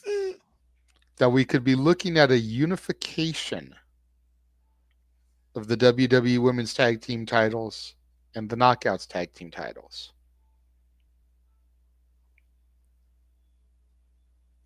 Let's see. You just want a simple yes or no, or you want a Magic 8 Ball to answer that? No, I just a simple yes or no. Is it really out of the realm of possibility? Knowing Gigi and Tatum are going to get a title shot on Tuesday. Knowing they're in the Knockouts Tag Team title match next Sunday, 1 week from today. Yes or no? I will officially say, as of right now, as far as out of realm possibility, no. Walter, you had your hand up. Go ahead. In terms of this match, DJ, you want to know why? Because it was about a moment. Becky doing that, much like Hendry. People are going to complain that Hendry was sub 5 minutes that match or anything, but it was more about the moment, which probably proves that he's legit hurt, and that's why they did that. But that's neither here nor there. It's more about Becky coming back and making a moment, and how you get the belt back off. 24 hours before that, her husband went heel and sided with Paul, right? They seem to be this power couple. Becky's going to be like, you're trying to be too much like me. First, I was Becky's two belt. I defended this title on NXT. Now you're trying to be Lyra 2 belt. You turn your back on Lyra, get the title off, lose the title purposely, and now you make Becky focus on that IC title. You talk about you want the women's IC title to look strong? Put it on Becky. Make Becky start defending it. That title will look strong as hell. Everybody will be behind Becky. Becky will be the Intercontinental Champion and will be this strong heel, while Seth is part of with Heyman, partnered with Heyman, and now Heyman has a power couple in control of him, where now he can run a women's division and a man's division. And then it's even better if Seth is part of the Rock's crew with Cena and everybody. And now you run all 3 bands. You run NXT, you run SmackDown and you run Raw. So, well, not NXT. What I'm talking about? I'm tired. I'm sorry. Yeah, But seriously, I'm not even gonna yeah, botch you, dude. We got yeah. no voice. We are barely awake, and we literally our minds are on autopilot. So just go But ahead and try and then make it fun. I'm not even that botching you. brings me now the tag titles are NXT. Ever since the tag titles have gotten taken away from NXT, there's been no legit teams that be able to do that, even though there's all these women there. Now you do that. What I said, Charlotte lost her title shot. You have Tessa Blanchard lose her title shot on either SmackDown or an Impact. You have Charlotte bump into Tessa or Tessa bump into Charlotte, and you just all you need to say backstage, and then you could pan the camera away is, "Can we talk?" And then just let the camera disappear. You don't have to show what they said and do it. And now you unite that. You got Tessa Blanchard, a Blanchard and a Flair together, and then they go and get those tag titles. And now that's the first crossover. We kept trying to guess who was going to be the first person to cross over and win a title. Now you got a half of a WWE a star winning half of the title, and you got a TNA star winning half of the titles. And you don't have to unify the knockout title. You could just have Tessa and Charlotte defend those women titles on all three brands, and then maybe have TNA knockouts do it on all three brands as well, or all four brands. There's a lot where they can do it, but the Mania match was fine. We all knew it was Becky. We knew it was because she was sitting next to her husband in the Hall of Fame the night before. If she's in Vegas, much like Jay just said with Joe Henry, he's already in Vegas doing WrestleCon and Fanatics. Why would you not use him? Becky's sitting there already. Why would you not use her? Because you're not using Chelsea Green, Alexa Bliss, or any other viable possible, alternative. And then instead of, let's just go back to Becky because Becky hasn't been around for a while. But at least Becky makes sense to the storyline. That's the thing. I get it. No, like I said, to that point, I understand it, and you're right. I just don't like it. That's Chelsea. fair. It's their own. Remember, the Raw and SmackDown after Mania are, I'm not going to say as big as Mania, but they're big and up there. You use Chelsea or anybody you didn't use, you give, or Alexa Bliss, you give them their moments on the Raw or SmackDown after, because you're going to have hundreds of thousands of eyes on the product that you normally don't have. That's why we're having a TLC match on SmackDown. Still say it should be at WrestleMania. The War Raiders and the freaking New Day is just mad, but that's just my own personal biased opinion. Oh no! Listen, anyone with two eyes can agree that match was terrible. But it had to create. The one thing I will say about that match that was actually positive, really good finish. Like surprisingly good finish. Like it was a good, heelish finish, and it got them the belts. It got them the hell out of there. They did the heel finish and literally ran out of there with the belts because they knew that match was the drizzling shits. Fees in the night in Las Vegas. Typical day in Las Vegas or night. I don't know. I've never been to Sin City. Don't think I ever will. Anyway, bottom line, to every fan their own, to the overinflated ecosystem where the quantity outweighs the quality that you have across the entire industry. There's a sign in my living room. It is what it is. I was shocked that this match went on 5th. I thought it would have went on way earlier in the night. No, I kind of had it as the semi buffer because to Walter's point, in this day and age of the business, we're not looking at the quality of matches. We are looking at the impact and the logic behind moments, how you feel after something versus how you feel while you're watching something. And that's what WWE has truly become in this realm of crossover pop culture, heavily, maybe more so choreographed reality, still somewhat the soft leniencies of sports entertainment whilst calling themselves professional wrestling. It's redefined storytelling. That is the bottom line when it comes to the WWE more than any other thing in the business you associate with professional wrestling. Anyway, continue, JJ. Well, hold on real quick. Just a quick counterpoint to that. I just think in hindsight now, I think it should have went the women's tag, then have Randy Orton's, little surprise match be before the main event.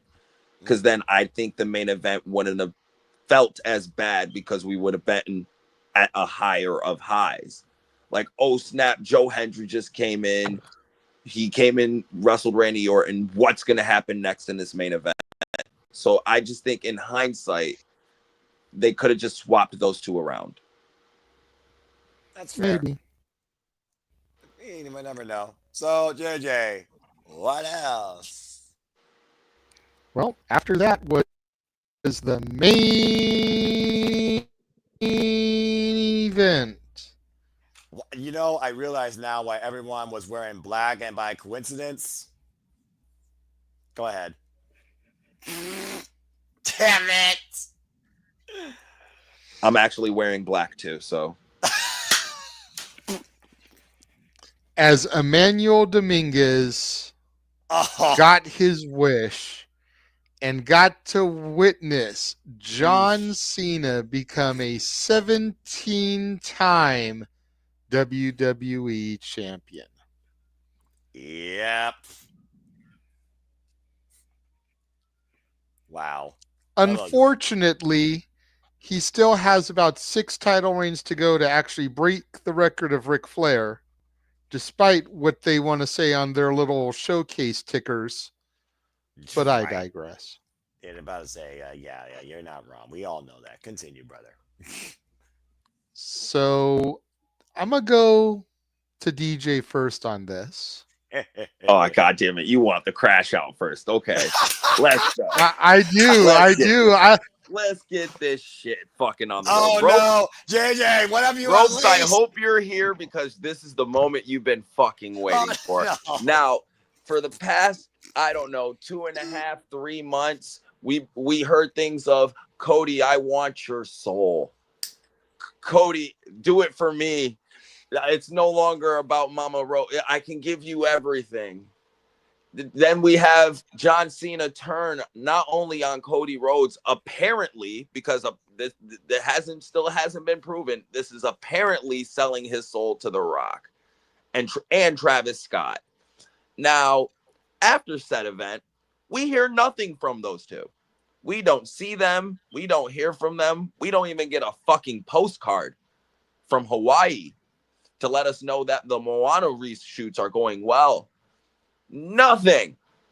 We don't hear nothing. From these two not even these two motherfuckers, but the two motherfuckers involved in the story.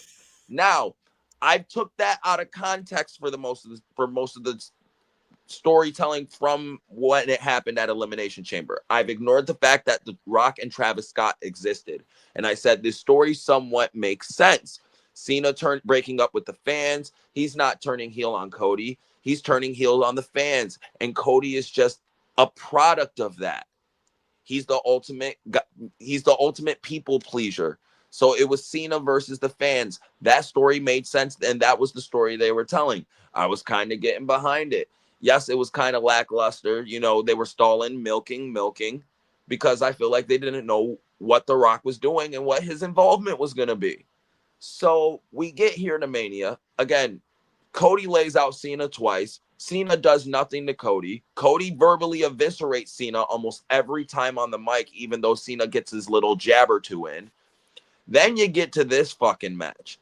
And again, this was a smart crowd, and the smart crowd took over the match. They cheered Cena. They booed Cody. They worked the match the best they could due to those circumstances to a certain extent, till the last 10 minutes and all the bullshit went down. When they started doing, it felt like they kept putting more hats on a hat. And when people saw Travis Scott, we all assumed that The Rock was coming out next. And when we all realized that The Rock was not coming out next, and I realized that as soon as Travis Scott got into the ring and tried to fight Cody. As soon as you realize The Rock's not coming, everything after was pointless. Why is Cody trying to get his comeuppance on Travis Scott unless we're going to get a match between Travis Scott and Cody Rhodes in the future and to settle that blood feud before he gets to The Rock? Why is he so conflicted like he's a Vince McMahon style baby face? This is Vince McMahon booking right here. You're that conflicted. Cena kicked you in the nuts and ran his mouth about you for 6 weeks. Hit him with the fucking belt and win the championship. You're not that conflicted. I'm sorry. And then Cena, the Cena begging thing, like, again, too much of a Vince McMahon style type of thing. This is supposed to be a new era. We're not supposed to rely on old bullshit. So why the fuck are we doing this? Again, I am not upset with the result. John Cena deserved to win his 17th title in his last year on the biggest, grandest stage of them all. But how the fuck we got here was atrocious. The execution of the heel turn was great, was perfect. Had us all anticipating everything. The follow-up will be remembered as a legendary failure. I don't care if this is just Act 1. This is the worst Act 1 I've ever watched in my fucking life. And I'm mad this is the way Cody Rhodes' title run had to end. Because The Rock sat here and did all this teasing and bullshit, Cody sell your soul, and was unnecessarily needed or involved into this. No matter if he gets involved later. He needed to be involved at least a little bit now. Shit, show up and do the 3 fingers thing again and walk the fuck off. I would have been happy with that. At least just showed up and did something. As much as people bitched about John Cena not being around for this fucking build, he was at least more around than Dwayne. And he was the one asking Cody for his soul. So again, no one's gonna like this. The only people who will like this shit is the diehards of the diehards, because none of this shit made sense up to this point, and none of it justified getting this.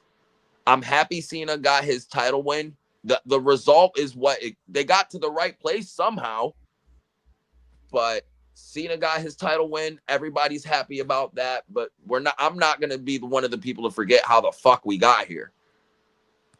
And that's DJ crashing out in my rant. The floor is your guys's. Well then. Oof. Woo. Yeah, Okay. that's a lot to process and take in. He's allowed his opinion, obviously. We don't have to agree. But I'm gonna sit here and say it ain't over. I think come tomorrow, we're gonna get more to this story. I think come tomorrow, more is going to unfold because we had Paul Heyman align with Seth Rollins.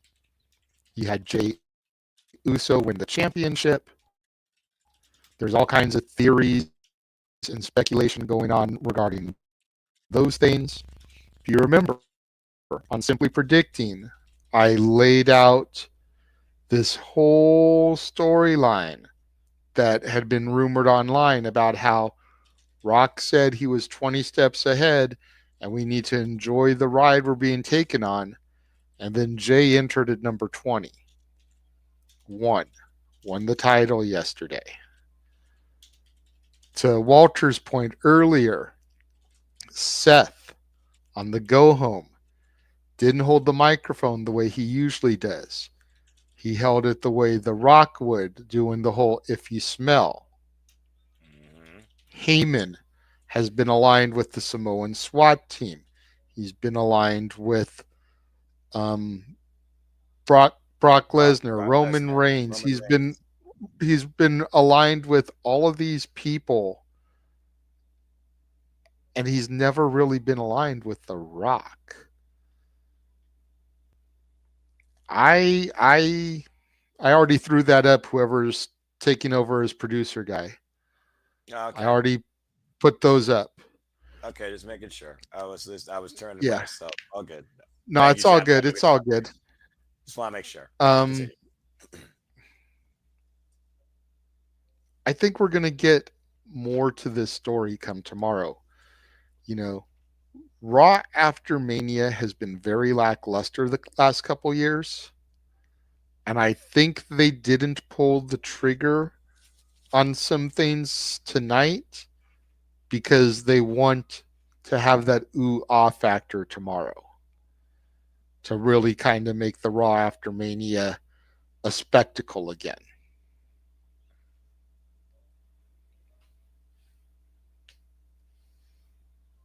I get what you're saying. I'm not. What I'm not saying is I'm not gonna watch tomorrow. That's not what I'm saying. I'm still gonna tune into Raw and see how they justify this.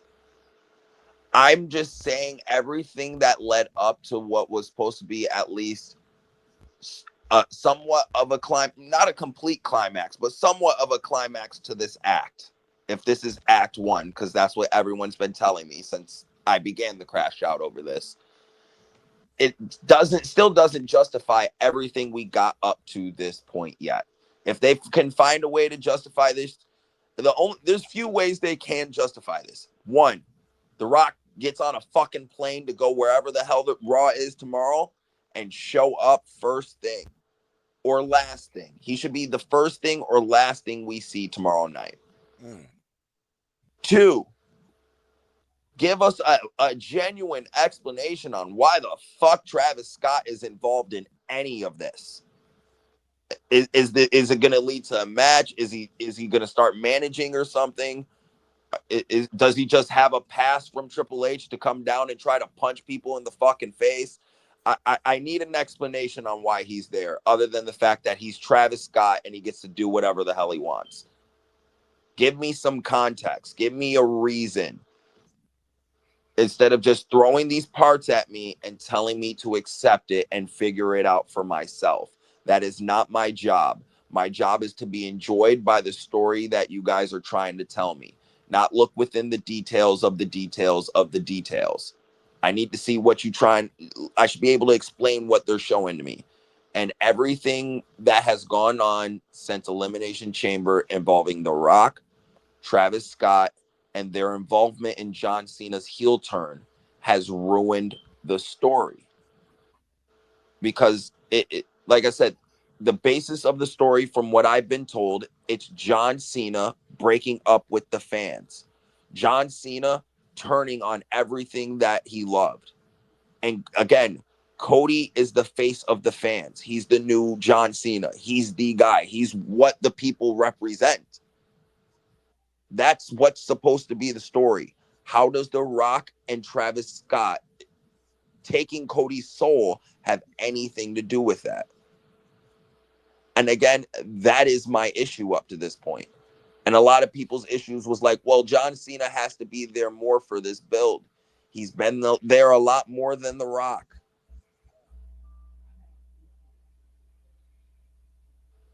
There is to Nestor's point here. To Nestor's point here, remember, it was Raw after Mania last year where The Rock gave something, no gimmick, to Cody Rhodes, and we still don't know what it was. Exactly. Could that seed sprout tomorrow night, a year later on the Raw after Mania?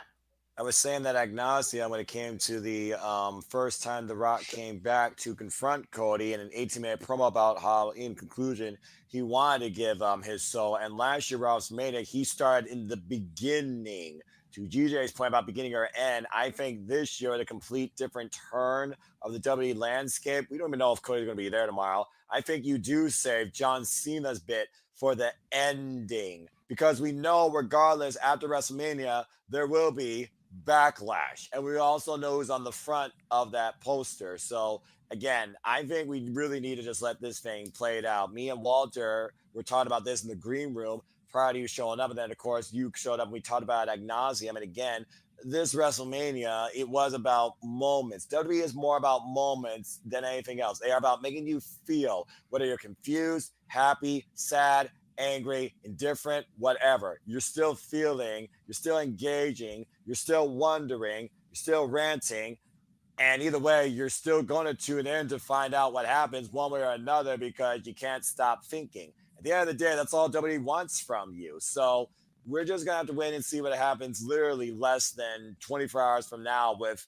Raw after WrestleMania. The first Raw after WrestleMania match I had on Netflix, which again should have, in theory, the biggest viewership of the calendar year because it's the most unpredictable. Anyway, continue. That's just my fair 2 cents.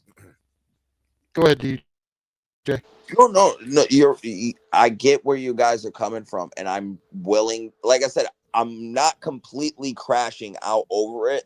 Mm-hmm. I'm just, like I said, in terms of the WrestleMania build, I'm just speaking purely up to WrestleMania and the build for WrestleMania. I understand there's going to be more story to this. I'm not shitting on the overall story yet. Gotcha.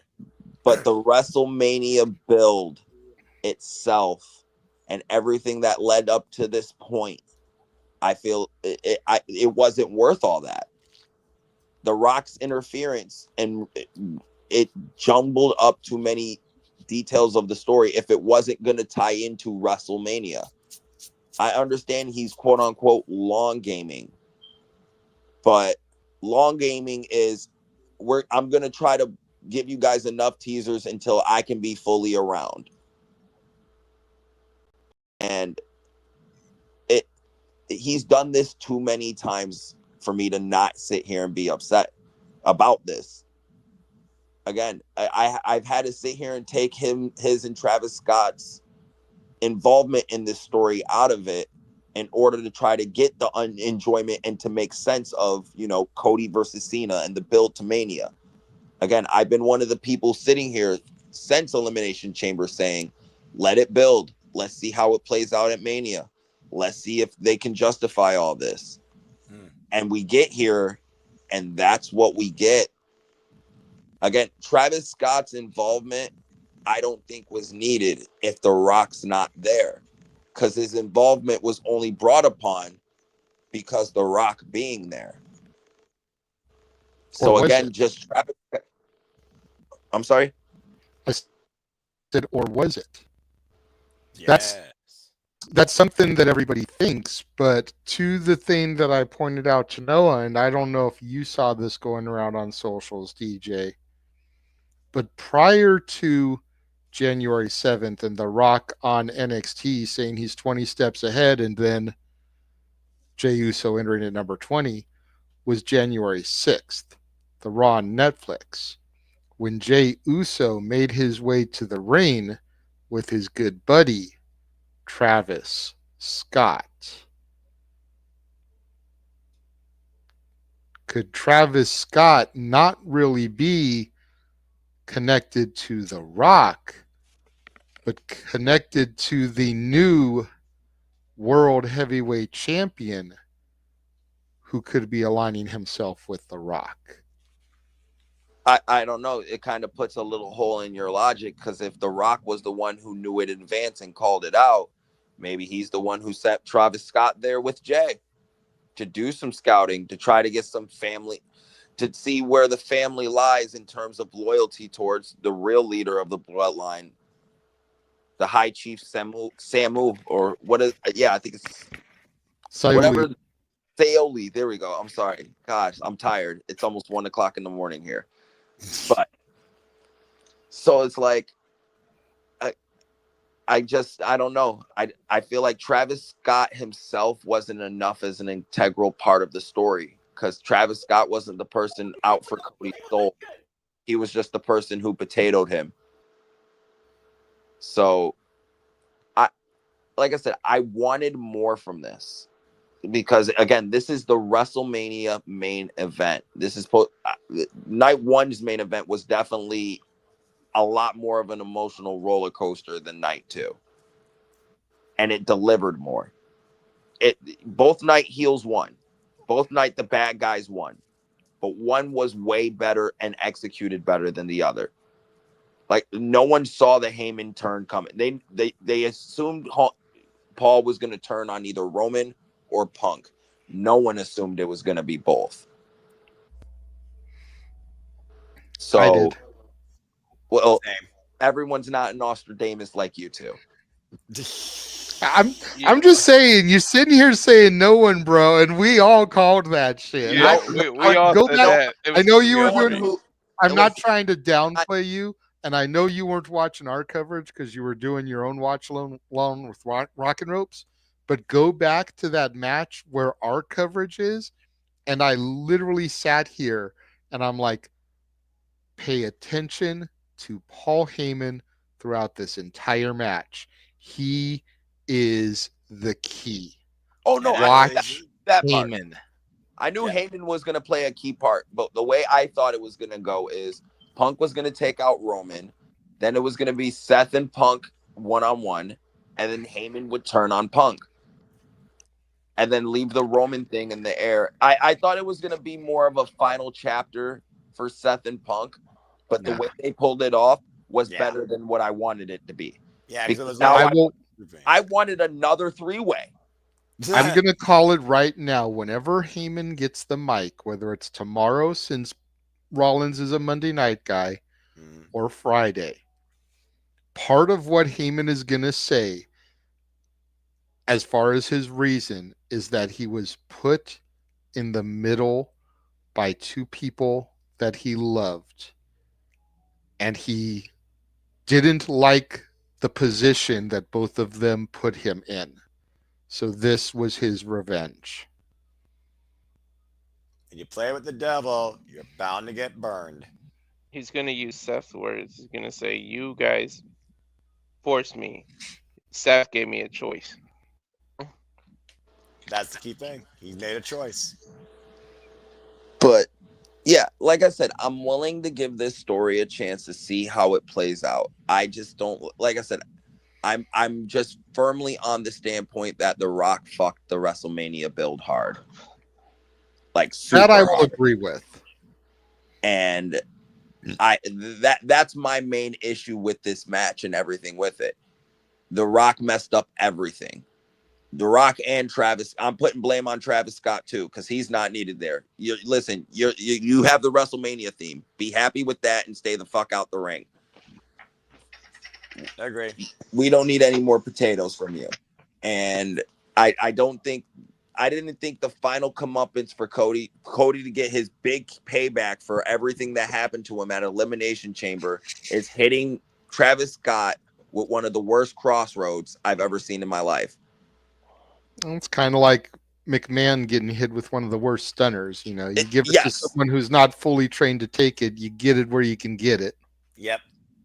So like I said, it's just all those things played in the fact that I'm currently just judging WrestleMania and the build and this story of these guys. I'm glad Cena won.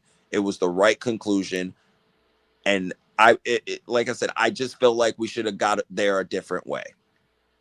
There was a better way to get there than how the hell we got here. That I agree with. They didn't follow the GPS, but they still got the destination. I mean, how many times has Triple H said that, though, when it comes to getting to the final location, but the GPS might change the direction? He said that behind the curtain after WrestleMania 40, so I'm honestly not surprised. I'm fine with the match. It's I think it was less about a match and more about a story. It's not the quality of the match with these two. It was all story. And it led to it. The ending that's what all of WWE is. And that's the biggest difference between WWE and AEW. Mm-hmm. And I'm not bringing that up to go down any dark, twisted paths, but it's the truth. You're right to make the comparison. WWE is about the story, and the match helps to progress the story. AEW is about the match, and maybe we concoct some kind of reason as to why we're doing this. Exactly. Yeah. I mean, Cena was telling the story throughout the whole match, being slow, being methodical, trying Even to when prove. he went for the 5 moves of doom, instead of going boom, boom, boom, boom, boom like he usually does, it was shoulder tackle.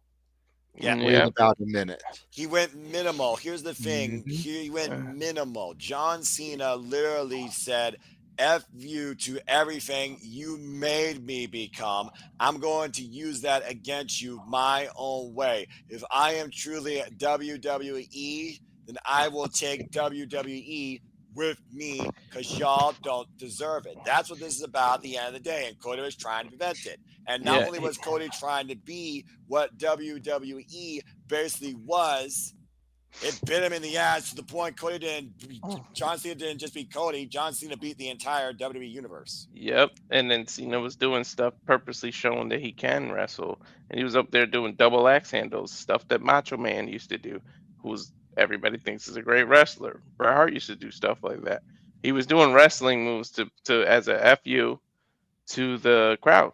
And he was slow, methodical, proving to Cody. So, and then that was the story within the match. Then you got to the Travis Scott part in the ending.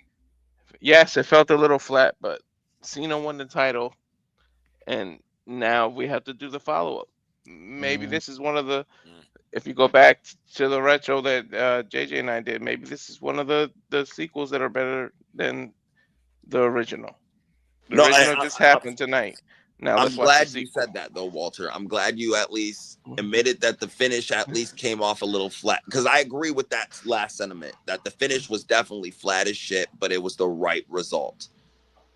So I can't completely hate or crap on the match because at least we got the right result out of it and we can move on from this. It wasn't so terrible to where I don't know how we're moving on from this. At least hopefully they have a plan to move on from this point. And we can worry. It like I said, this is the hard reset. It's a new year after this, basically a new season. We can look forward to more stuff. And even despite how bad I thought this main event was, this night 2 definitely delivered. I thought this was a really, really good night for WrestleMania. Way better than night 1. There wasn't really any lackluster matches. Everything was interesting, different. What had over personalities. I'm gonna have to rewatch the Priest McIntyre match in the morning, just because that was the only match I missed. I had to drop off my son. But everything else, like that women's triple threat, really delivered. The fact that they had a better wrestling match than the 3 top guys in the company. It's impressive and not a feat to be played with. Joe Hendry coming in. That's a 5-star moment right there. People are going to be talking about that for days. And I'm glad you went back to that as you were running things over because we're on Geekbox again, gentlemen. Oh, good grief. DJ, king of transitions today. I can tell, Walter. Brief, brother. It's Joe Hendry!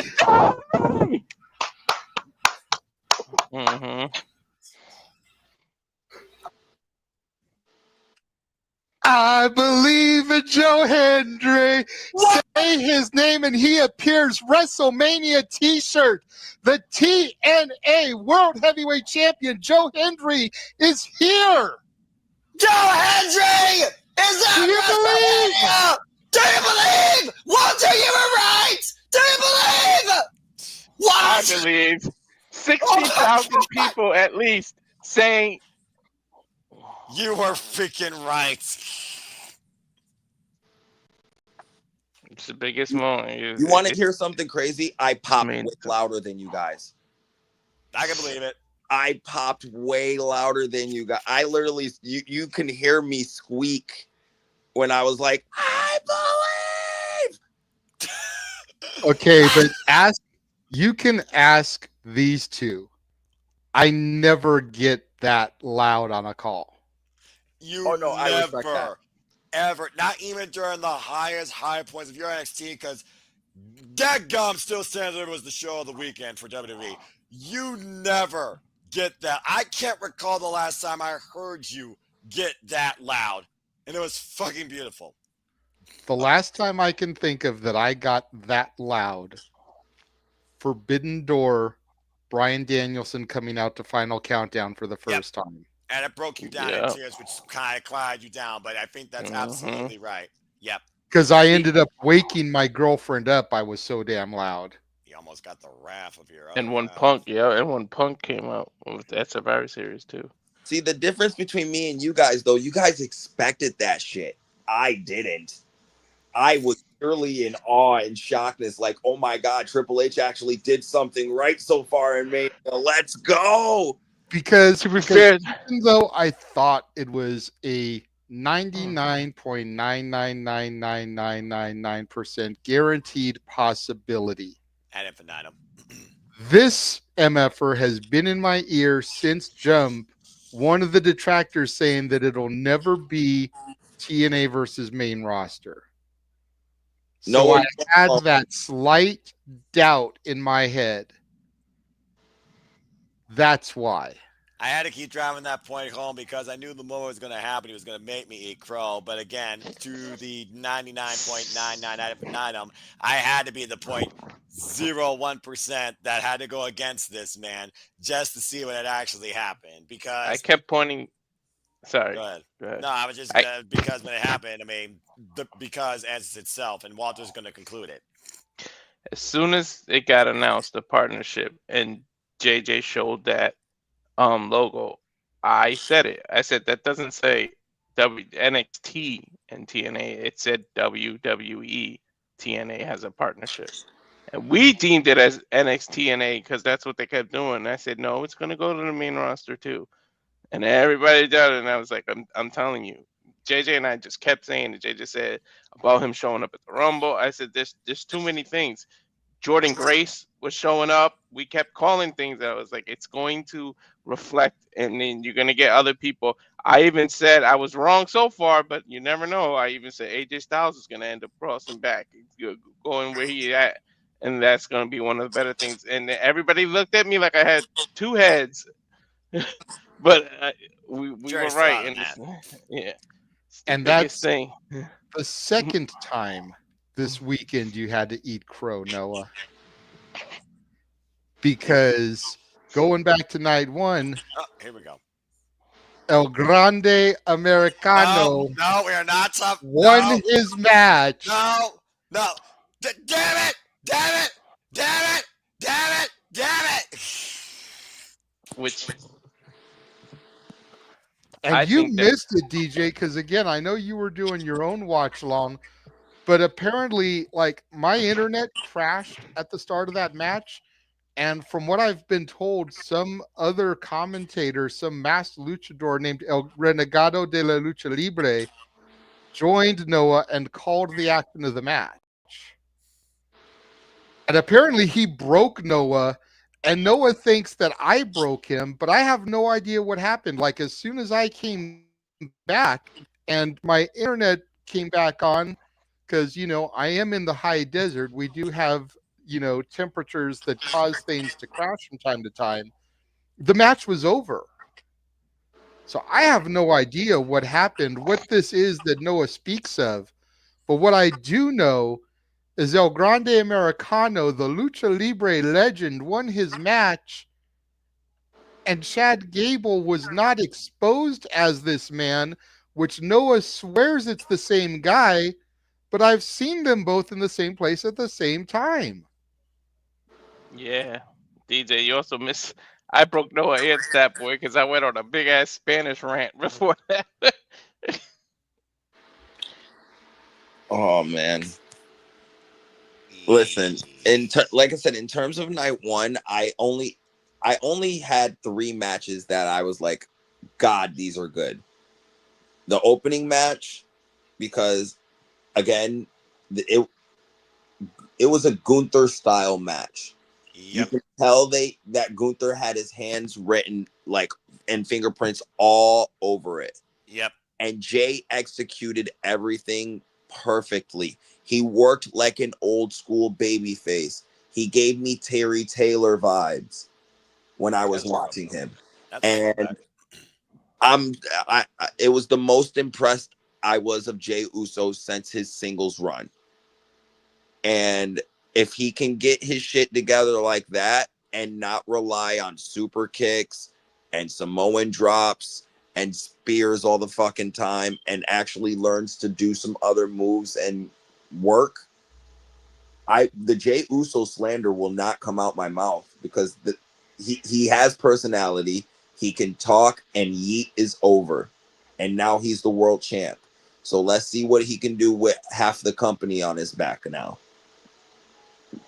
And my second match was Jacob Fatu and LA Knight. That was my match that night. I was telling people ahead of time when I saw that match, that's going to be my match of the night. You want to know why? You got two guys going out there with chips on their shoulder, having something to prove. LA Knight wants to prove he's a main event guy, and Jacob Fatu is proving that he belongs where he is right now. And he definitely belongs where he is. And my favorite match was the triple threat. It wasn't the best actual like wrestling match, but it was the biggest spectacle. It was nonstop storytelling. It had you on the edge of your seats, everything they were doing. It was a classic Roman Reigns, Paul Heyman style type match that those two love to put together. And I didn't see Paul turning on Roman. I saw him turning on Punk. I didn't see him joining Seth because I didn't see the point of him joining Seth, but now I do, and I don't completely hate it. So Seth Rollins being a new Paul Heyman guy, let's see how this goes and see how long it works before Paul says, screw you, I'm going with Braun Breaker, because that's Paul's next plan. This is obviously a transitional period before he realizes Braun Breaker is ready to be the main event guy. So I want to see how this plays out. I definitely want to see another three-way between those three. I think that's the first time in wrestling history that's ever happened, where a match was so good you want to see another three-way, because three-ways are just that hard to naturally pull off, especially in WWE. So I thought they pulled everything off to perfection. I gave it 4.5 stars just purely on the fact that it was a spectacle. Not even if we're just judging it on a wrestling match, 3 stars. But if you take everything into consideration, the story, the people involved, Paul Heyman alone, it's 4.5 stars. One of the best put together matches of the year, in my opinion. So night one had some letdowns though. Night 2 was pretty much the opposite of night 1. Came out with a bang, and then the only letdown to me was the main event. Because even the boring, quote unquote, boring matches of night 2 were still phenomenal. No pun intended, AJ. So, overall, not a completely bad WrestleMania, especially with a lot of the lackluster build we got up to this point. Because a lot of the night 2 stuff delivered. The night 1 was, I wouldn't say a complete letdown, but it kind of justified the build it had, except for the main event, which was obviously one of the better build matches of WrestleMania. And let's hope Raw after Mania. I hope this Raw after Mania turns out to be one of the best Raw after Manias ever. That's what I'm really hoping. I'm hoping they can start the new quote unquote season off with a bang. And get us, pointing towards the right direction, because I'm a little scared that because the gap between AEW and WWE is starting to get wider and wider, that Triple H is going to start getting complacent because he has no real competition and no one on his ass. Not even just WWE. Wrestling is better when there's competition, not when the gap is just too big for WWE to sit there and know they're the only game in town. Because then they get complacent, and then they know they can give us whatever they want, and we're going to come around because, again, they're the biggest game in town. So, like I said, I hope Tony Khan sees tonight and sees that there's a chink in the armor, that he can do something to start fixing some of his goodwill, because Triple H just lost a lot of it. Okay, and that was the DJ WrestleMania 41 review. rocking ropes for life, folks. Thank you, DJ.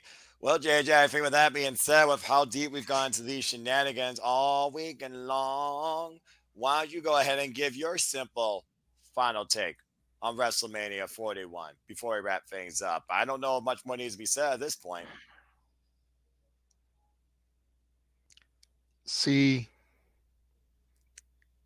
I'm going to try to pick my words because while we've been on the air, I've tried to scroll through social media a little bit and I've seen some people's thoughts about things, and I don't want to come off as bitter.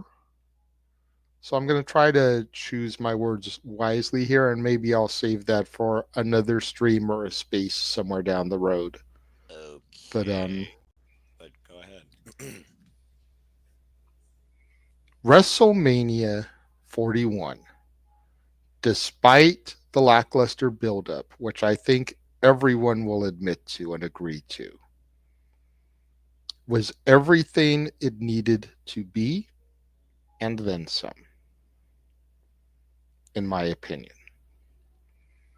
All the matches that needed to deliver, I felt did on some level.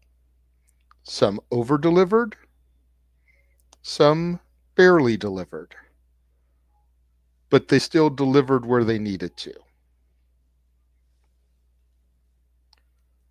Despite getting most of them wrong, I think the women really showed up and showed out this year. Across all brands. We talk ad nauseum about the women of NXT. But Jade and Naomi, Tiffany and Charlotte, Liv, Raquel, Becky and Lyra, and especially Io, Rhea, and Bianca. I think all of those women put on a hell of a show. Like I said to you when we began our coverage of the women's title match earlier tonight, it really goes to show the trust and the faith that Paul Levesque has in his women's division. The fact that they were given the ball to set the bar for tonight. Some matches met the bar, some did not. But that women's match that opened things up tonight was definitely the measuring stick by which every other match tonight was held. And if I'm talking about a pure match and story perspective, the only thing that I really feel came close was the IC title.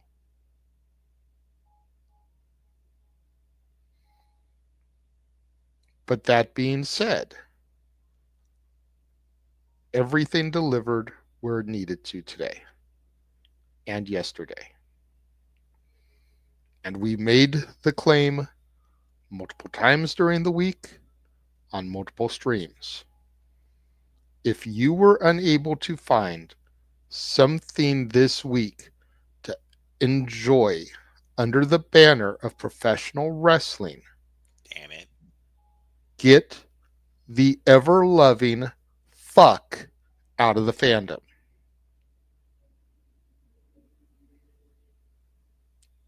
Period. Exclamation point.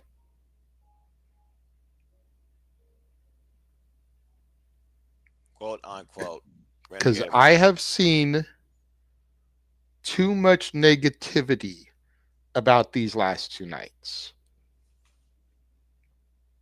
And I'm not going to use comparisons because I respect you too much, Noah. That's why I'm going to save them for spaces where you don't really partake and listen. But I have heard way too many negative criticisms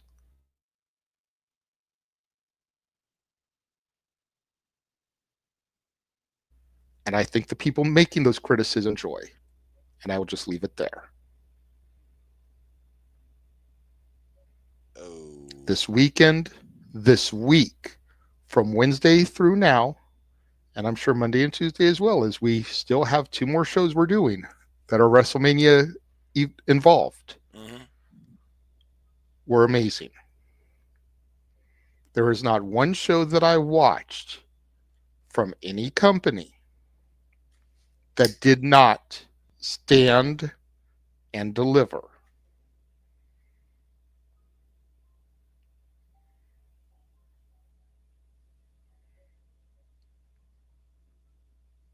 So saith the renegade. Okay. Well, I guess it's on me to take this thing home before we bid you a fine adieu, as it is the Monday morning here on the East Coast too. I am nothing more but truly a simple man. I call myself that for a number of reasons. I'm introverted, not very social.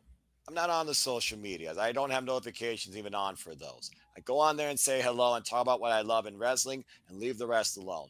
I promote prediction leagues because I believe friendly competition, what can bring anybody together in this world of professional wrestling. What you all do outside that, whether you report, whether you critique, whether you podcast, whether you go on your own soliloquy, is your own design. And I do not judge you, for I may not know you, and even if I know you, I am not you.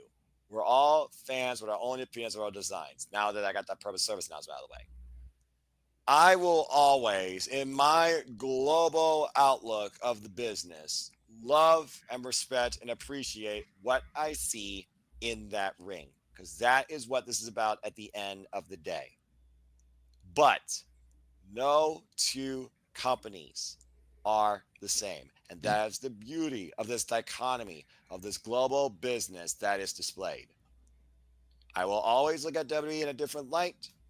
And TNA, AEW, ROH, HLG, NWW, Stardom, Noah, Sendai Girls, Providence, what NXT UK used to be, Progress, Pro Wrestling Eve, Rev Pro, just to name a few. I haven't even named all the promotions that I watch, because once in a while I literally go on YouTube, search a name based on a town I love looking for today, and look at where their early beginnings are. Shout out to AAW in Chicago, of course, for the likes of Sky Blue and Chris Statlander. Really got their teeth in. And I'll say right now, I am super pumped for Jamie Hayter, I'm a hater, versus Chris Statlander this Wednesday. But let's go ahead and bring this thing home, focusing on just this weekend and this wonderful, practically week-long holiday where we celebrate all things wrestling. I have looked at everything that has been covered to a degree. And of course, top to bottom, I've heavily looked at what I've covered with the friends here, including DJ. I've loved everything. There is criticism you can say towards all of it, but it doesn't solve anything.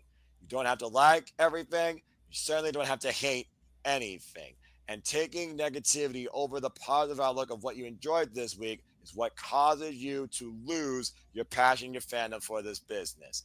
WrestleMania is always a different spectacle versus anything else in the world of wrestling. It is to bring an outlook of what brings anybody together, whether it's a hardcore like me for the business or Joe Smo from Kokomo that may not know nothing more but some third-rate reality show on Netflix. Again, not judging, not saying names, but again, I literally only watch wrestling and game shows, British game shows. That's a different conversation.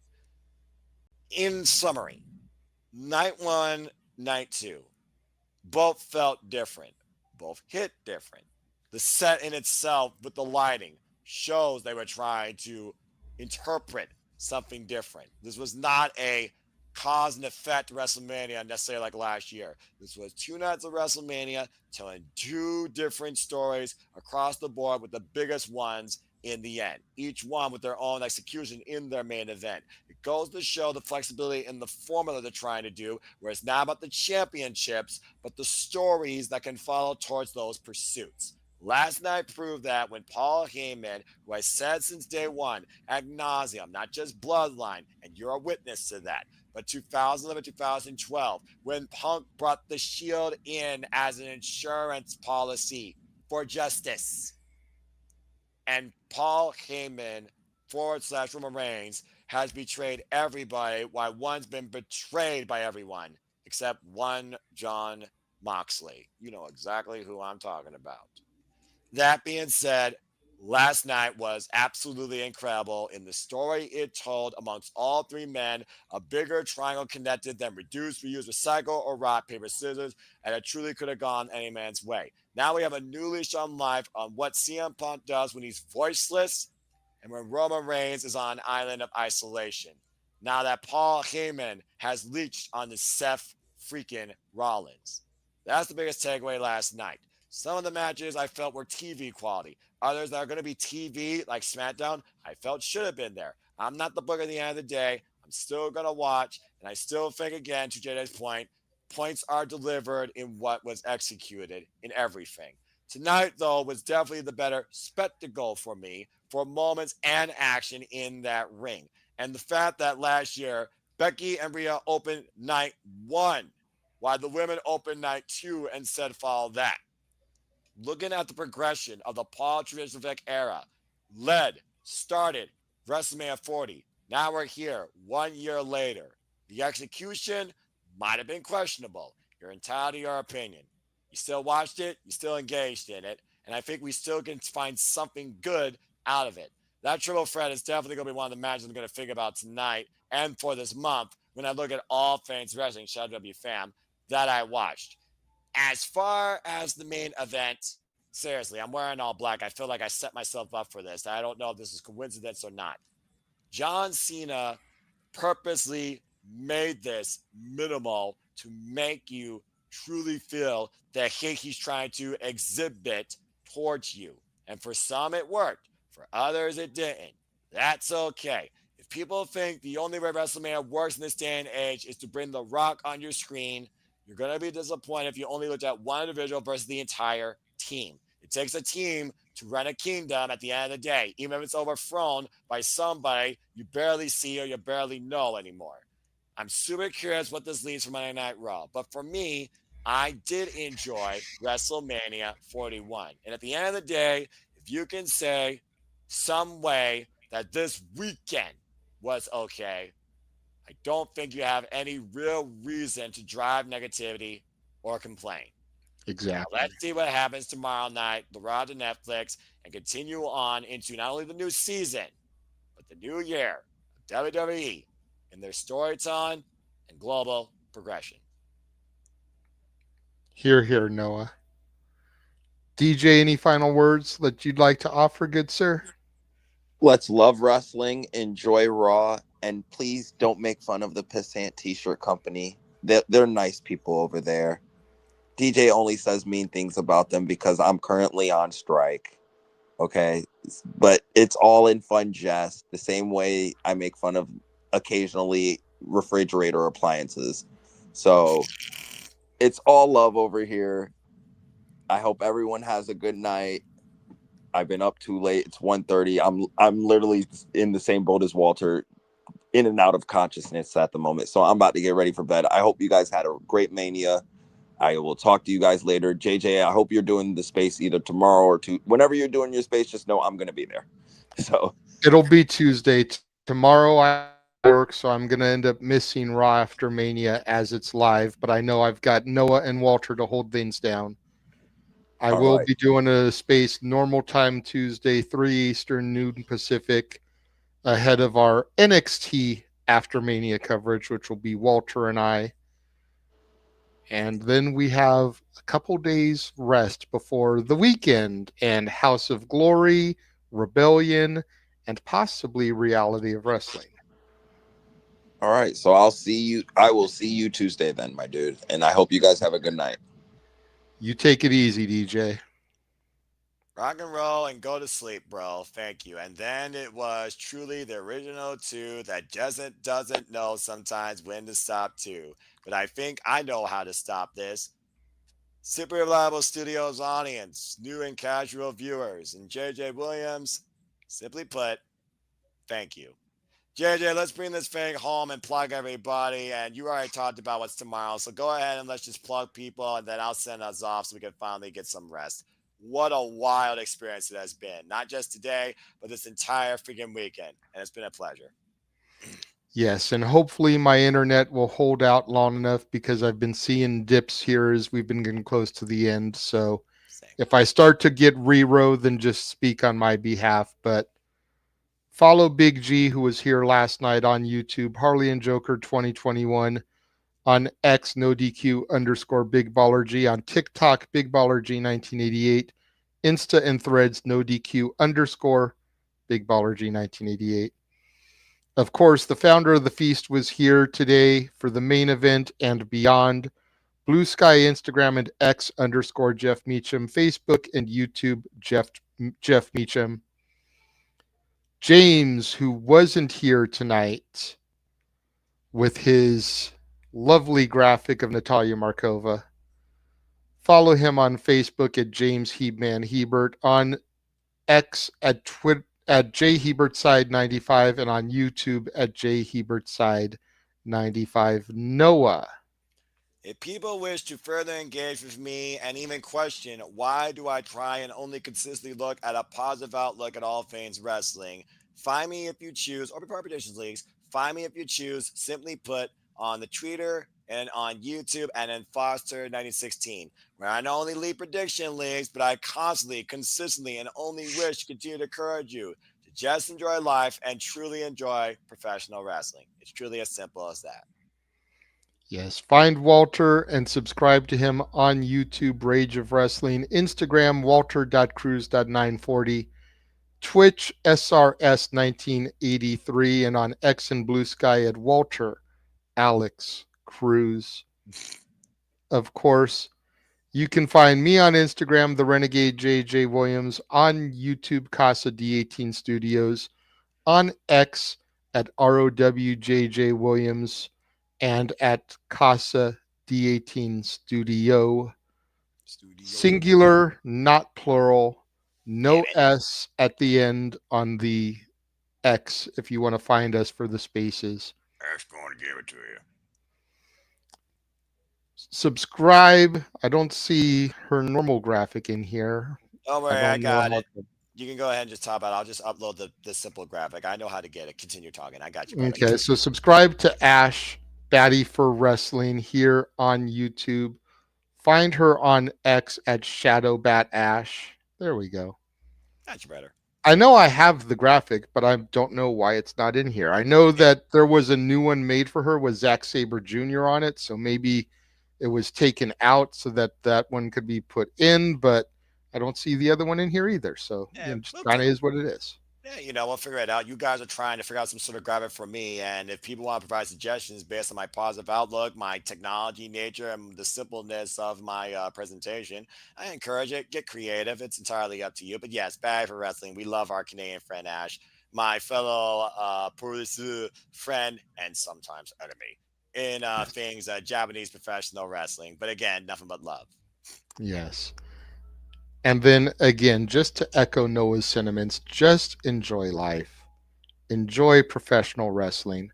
It truly is as simple as that. Just as El Grande Americano is not Chad Gable and is your night one victor, Noah. Again, I don't want to hear a word out of you until you can give me concrete proof that it is the same person. You must accept that they are different people. Thank you guys all for joining us and tuning in tonight. And we will catch you guys next week for the Shenanigans. Have a good night, folks, and thank you, WrestleMania weekend.